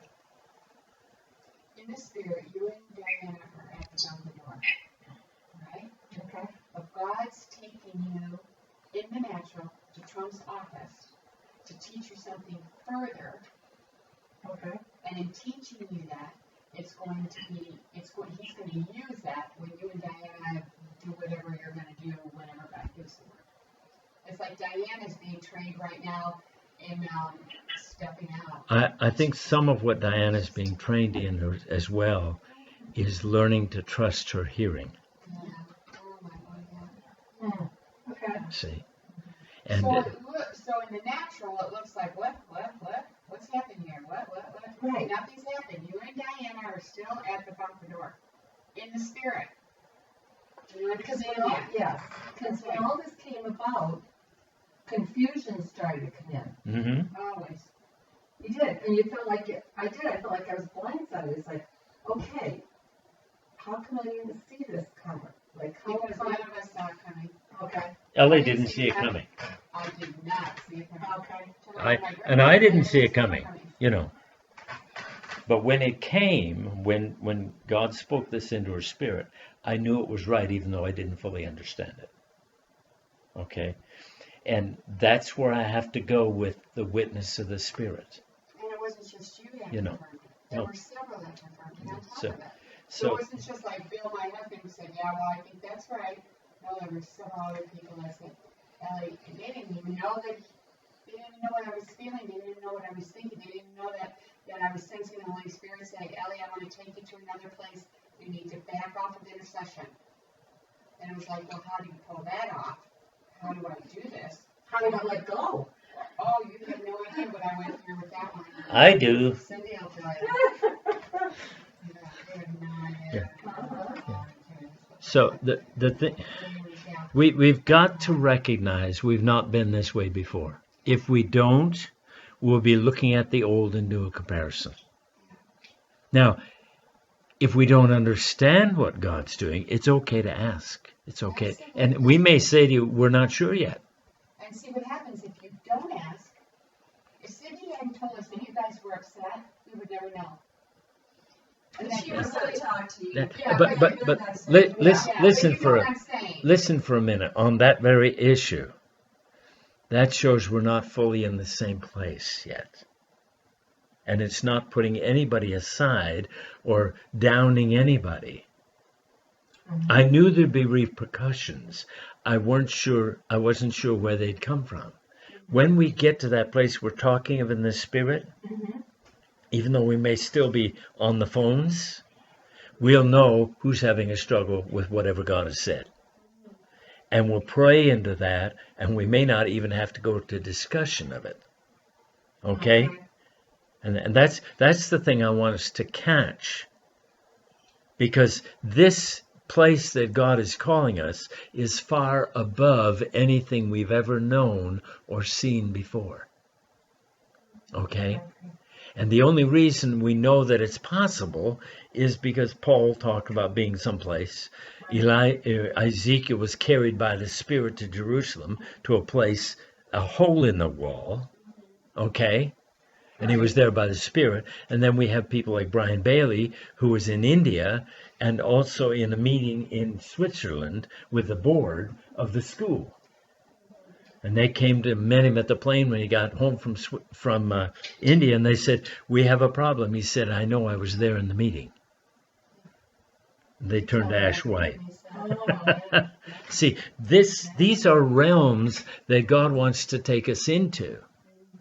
But he wants to train us for stewardship first. And sometimes what he does is he gets you here in the Spirit, but this area of you needs to be brought up to snuff. So he says, while you're waiting, do the Trump thing. Because it's going to do something in you.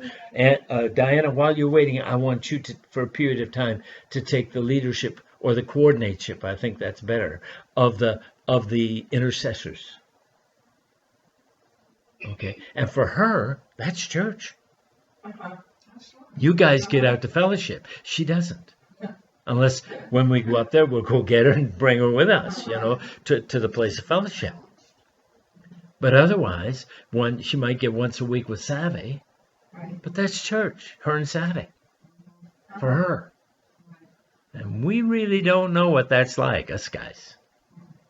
Okay.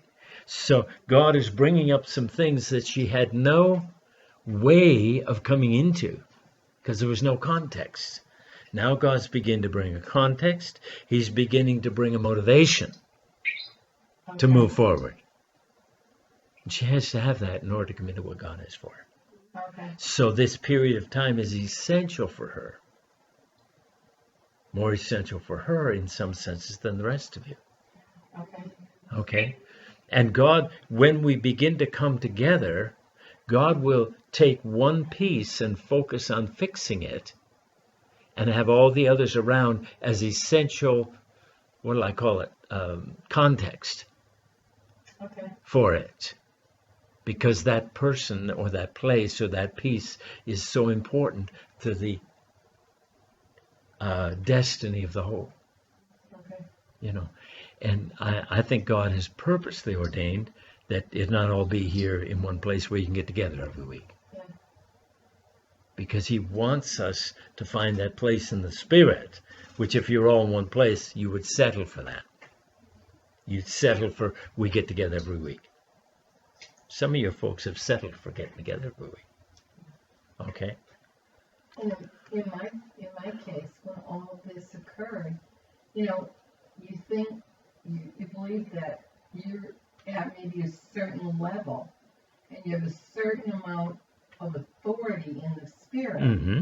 and then all of a sudden, it felt like it was gone. Mm-hmm. Because why? It was a very strange place. Because why? What did the enemy tell you? Because your authority has never been gone. You still carry it.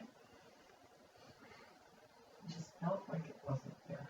Oh, you mean feelings? You know, because you just, I don't know, you just felt like you missed something. You know, like there was a turn. And I understand. There was a turn, but no one in the group missed anything.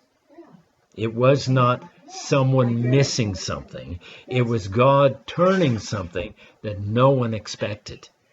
Big difference. The thing it is with Phyllis, the enemy always catches her on her cell phone. Yeah. Always. Yeah. I just felt like I let somebody down. Yeah. You didn't let anybody down. You still haven't. You haven't. You're still at the door of the bunker. Well, you felt like, I don't know if I'm still at the door. You know what I'm saying? Because you questioned everything that was going on. And then all of a sudden, when Bill Chick's sick, it was like, okay, this gets put on the side right now. And a lot of it, you know, has cleared up since, but I still wanted to talk to you about it. Mm-hmm. And I didn't want to do it on the phone. No. It's something, it would be hard to illustrate it on the phone.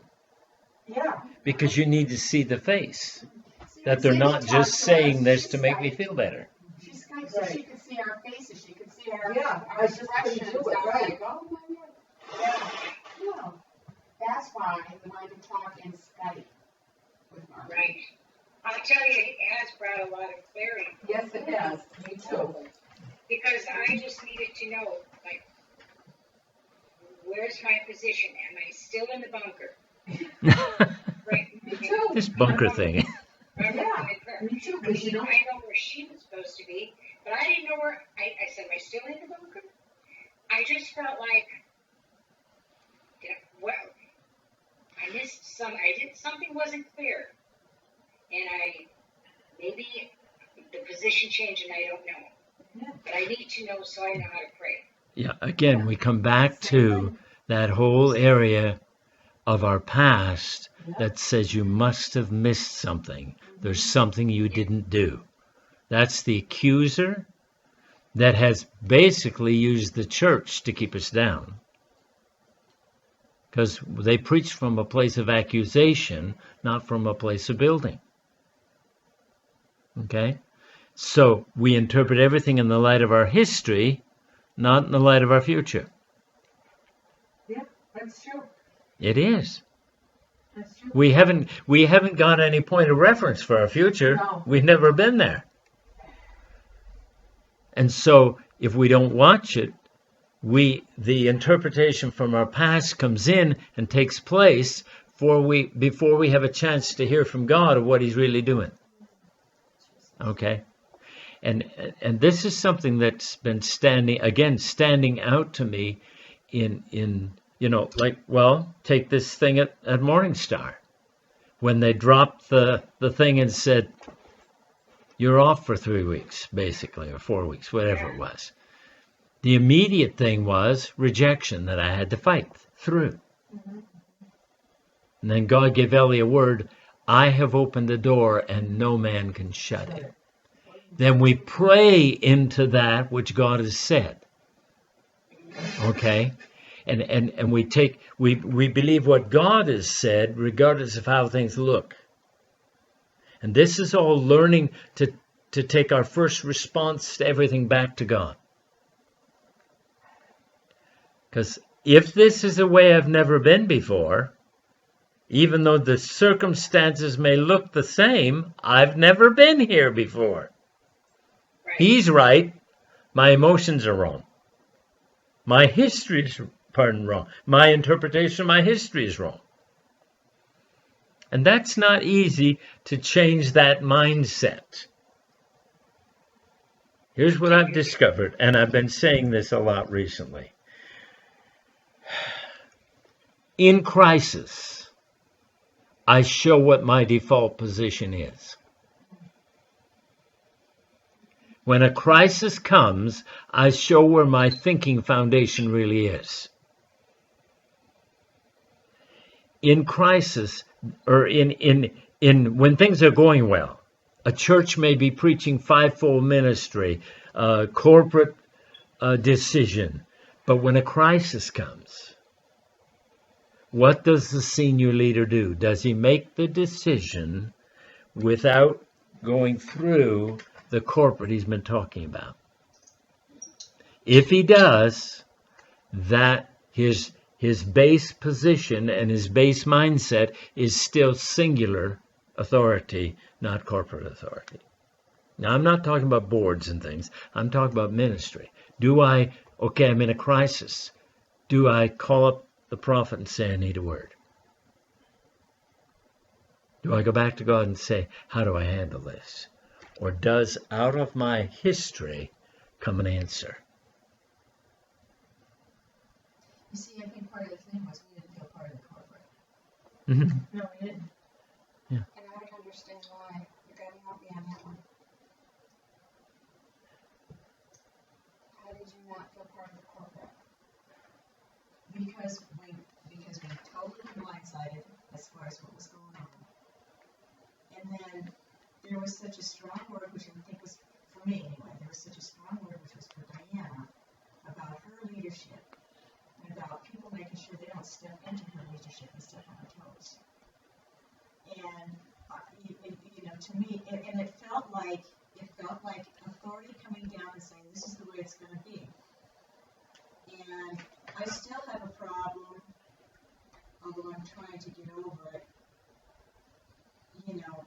When I go on the intercession call, I want to make sure. I mean, I'm going ahead and I'm saying things, but in the back of my mind is I can't be overbearing. That is up there all the time. I can't be overbearing. Okay, where's that come from? Where's that come from?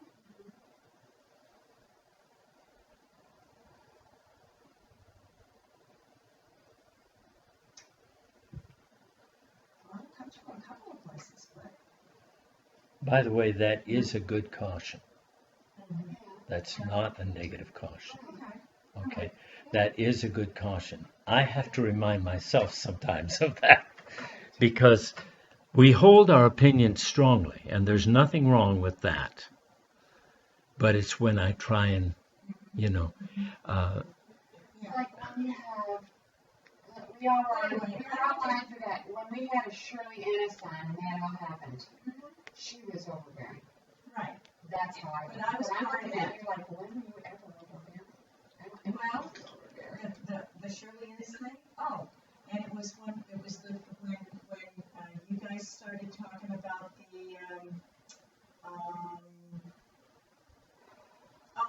that Irish people were slaves, and then I went off on a tangent. That's where it came okay, from. okay. That's where it came from. But see, I don't call I didn't call that overbearing so much as Can I just say what yeah. I heard? And I said this to Sam. I heard a woman with passion. Hmm. That's how Yeah, I took and it. there's a difference. Overbearing is when a rebuke comes, not trying to rein yourself in. And I've always seen you try and rein yourself in. You realize your reaction is a bit passionate, if I could put it that way. You've tried to rein yourself in. But if I know Dr. Shirley, she didn't try and rein herself in until it got so quiet out there, she realized. Okay. It's one thing to be passionate. It's one thing to have studied an area very deeply. Wrote a book. Well, I wrote a book, but study and know that particular portion well. She didn't know that you'd done that.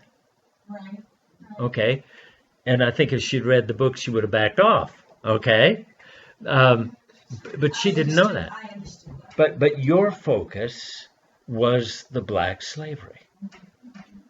Okay. And you knew that well, and you know it well. Okay. The Irish slavery, not so much. Okay. But the thing is, overbearing is insisting I'm right regardless of what facts are presented. That's overbearing. Okay. And passionate, yes. And sometimes in your passionate, you speak strongly, and some may take that for overbearing, but they don't know you. But the hard attitude's right. Yeah. And so, it's recognizing these things that have never been challenged in us before because the churches we were in didn't deal with character, didn't deal with depth. They only dealt with the surface. So when something like that happened in the old system, we were ostracized. We were categorized. We were, there was nobody that was going to help us change because they thought we were just stubborn. No, we weren't stubborn, but we knew our portion, if I could put it this way, our portion of history that was our specialty. You can even ask a question. Yeah. Because you were made to feel like you were outcast. Right. See, and so we are learning this new thing. We're learning how to be. I've had 25 years of experience anyway at true corporate government. And there are things I had to rein in myself. There are times when I had to say, this is the way. I had to make a Davidic decision. A Davidic decision, David made the decision, that was it. God had given him that authority. But then there are times to recognize, and this is part of the government of God that people we haven't had opportunity to teach. There are times when David made the decision. He heard from God, made the decision. He spoke the decision. It's not that he didn't explain it later, but he made the decision. There are times when it says he consulted the leaders. There are other times when it says he consulted all the people.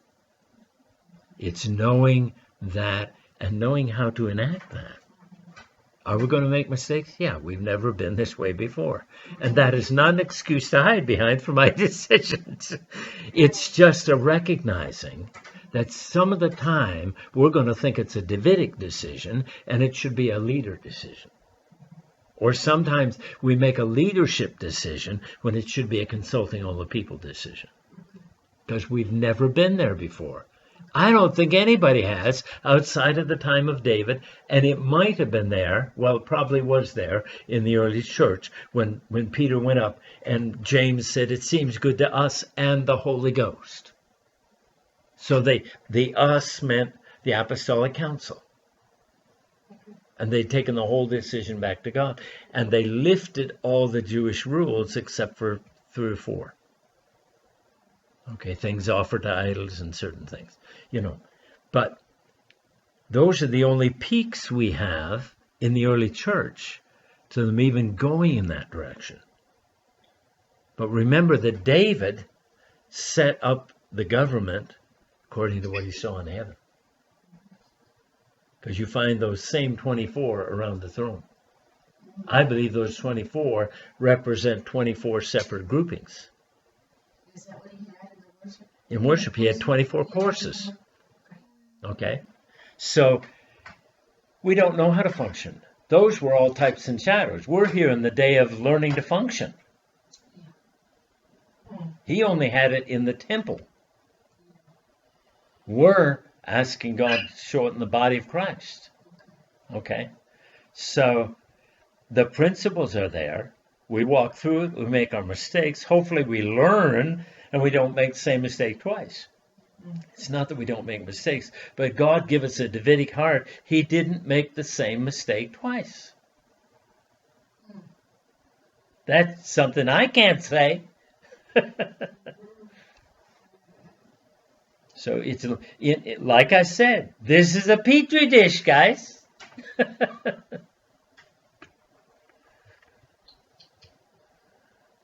So welcome to the petri dish.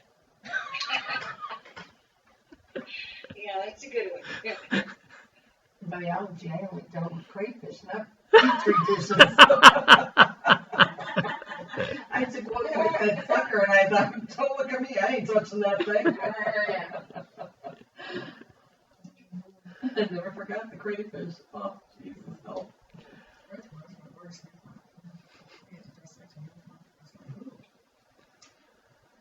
So does that help? Yes. But Ellie, I'm looking at your face and you are in deep thought. Yeah. Is there something there? Yeah. I'm not here.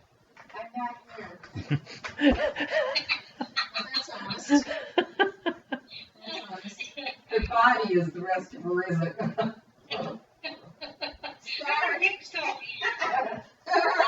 Okay, why was this a war council? Part of it is sorting out the order,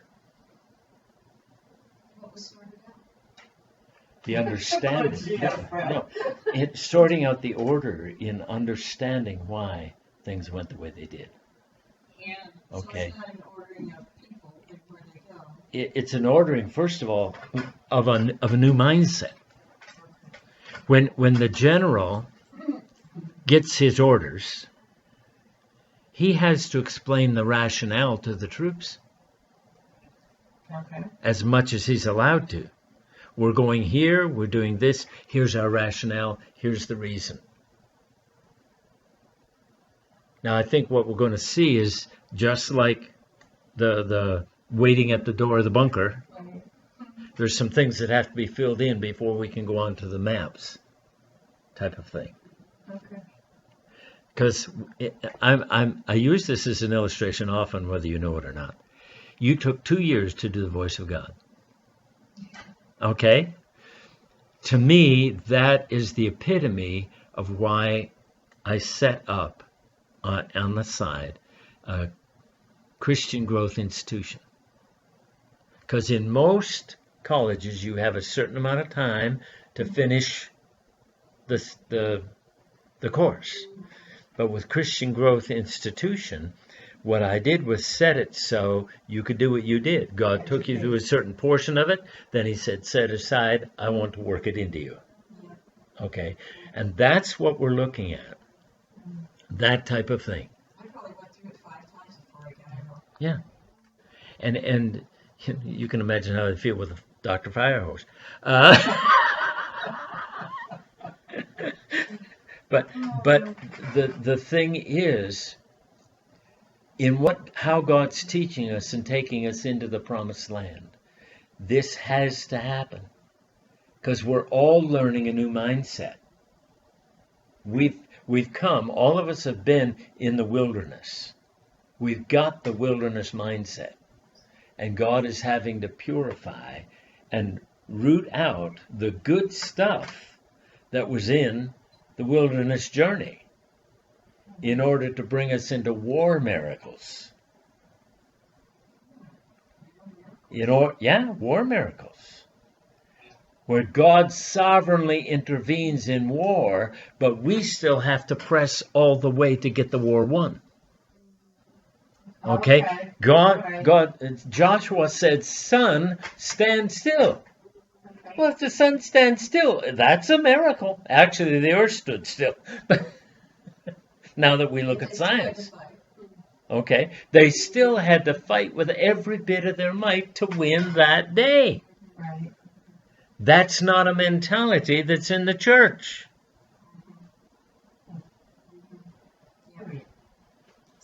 And to me, that's the most outstanding, because they were warring for guys who deceived them. That's the most outstanding illustration I can think of, you know. So we don't know how to do all this war stuff. Okay? And did I tell you what the key for the New Testament writing on the warfare was? The captain of the Lord's host visits the troops.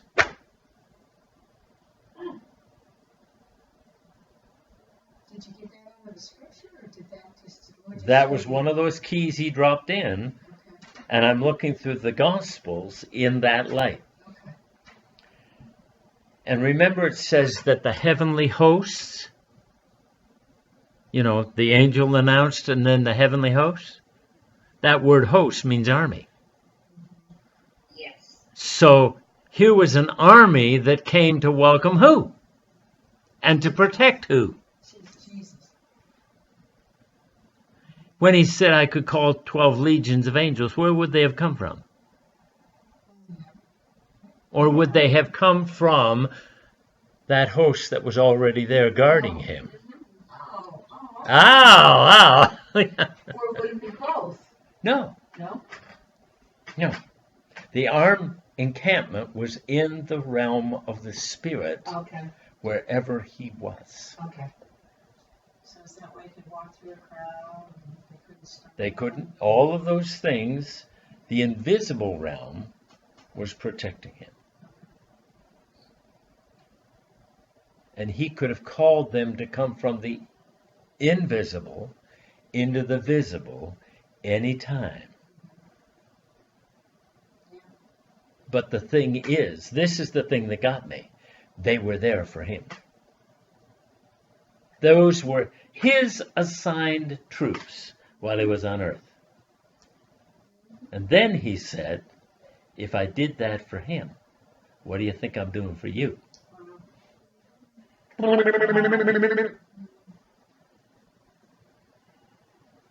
See, our problem again is we know the scripture too well.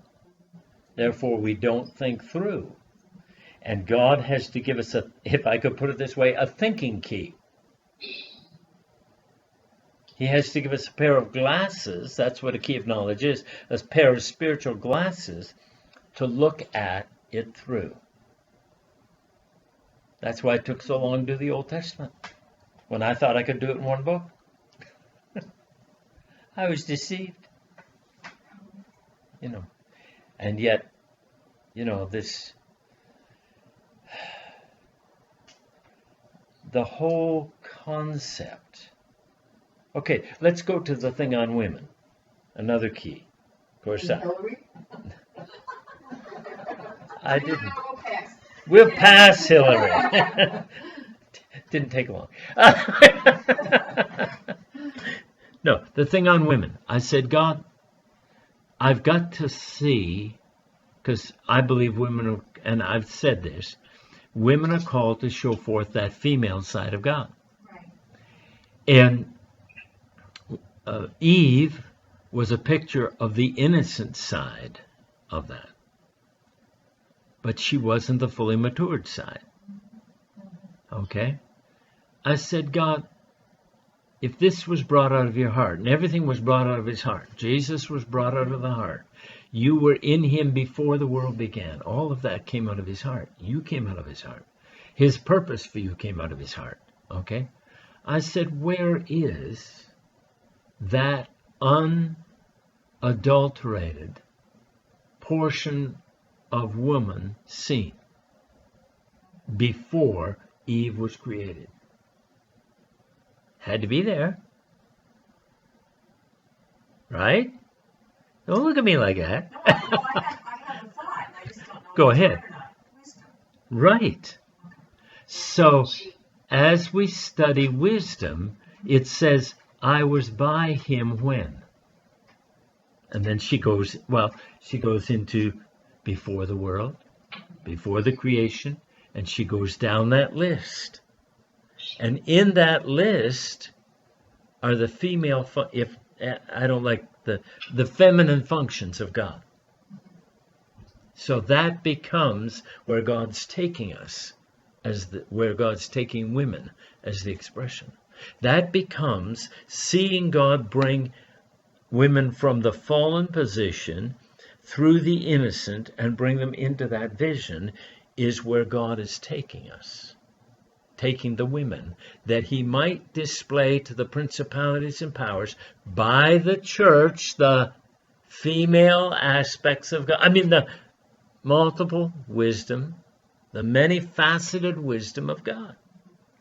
Is that part of the key of wisdom studying? That's and I'm working on that. But you can imagine it has to change our mind and change our thinking, because we have been brought up both by osmosis and by teaching and by environment. Like, the world puts down women without realizing it. They talk about equality. Trump is actually treating them equal. Equal pay for equal work. Hillary didn't. Bernie didn't. He talked about $15 an hour as a minimum wage and gave his workers 12. Really? Yeah. I never heard that one. Yeah. See, these are things we've got to come to the place where our actions speak what we believe. Mary Lindo wrote somebody, I think it was on her site, she said, Dr. Bill believes what he preaches concerning women. I remember when Kathy first got that. It was at the women's conference. Because he said, I've heard him talk about it, but now I believe it. Yeah. The issue becomes, how do we treat, do we prefer, if a woman has the word, do I have to have the word? Do I have to be the one to be in the place of prominence? If the man has to be in the place of prominence, he may mouth that he believes the woman can have it.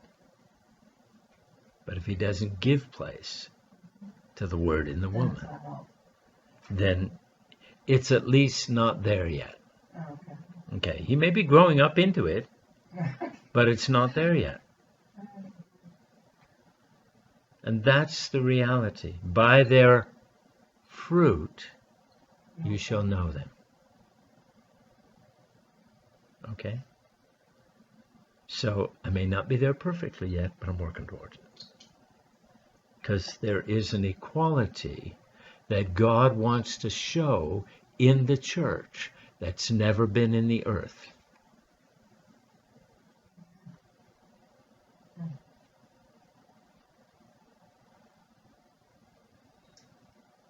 What? What? That's what I wanted. She's just sitting there shaking her head. I'm listening. Is that the Indian yes or the American no? In India, yes, they do it this way. Yeah. The lion laying down with the lamb and the being close enough, putting loose and that kind of stuff. Is that along the same lines? That's millennial truth that needs to come into place in the body of Christ first. Those are attitudes very clearly. Natures very clearly. The Lion of the tribe of Judah has prevailed. I looked and saw the lion laying down with the lamb.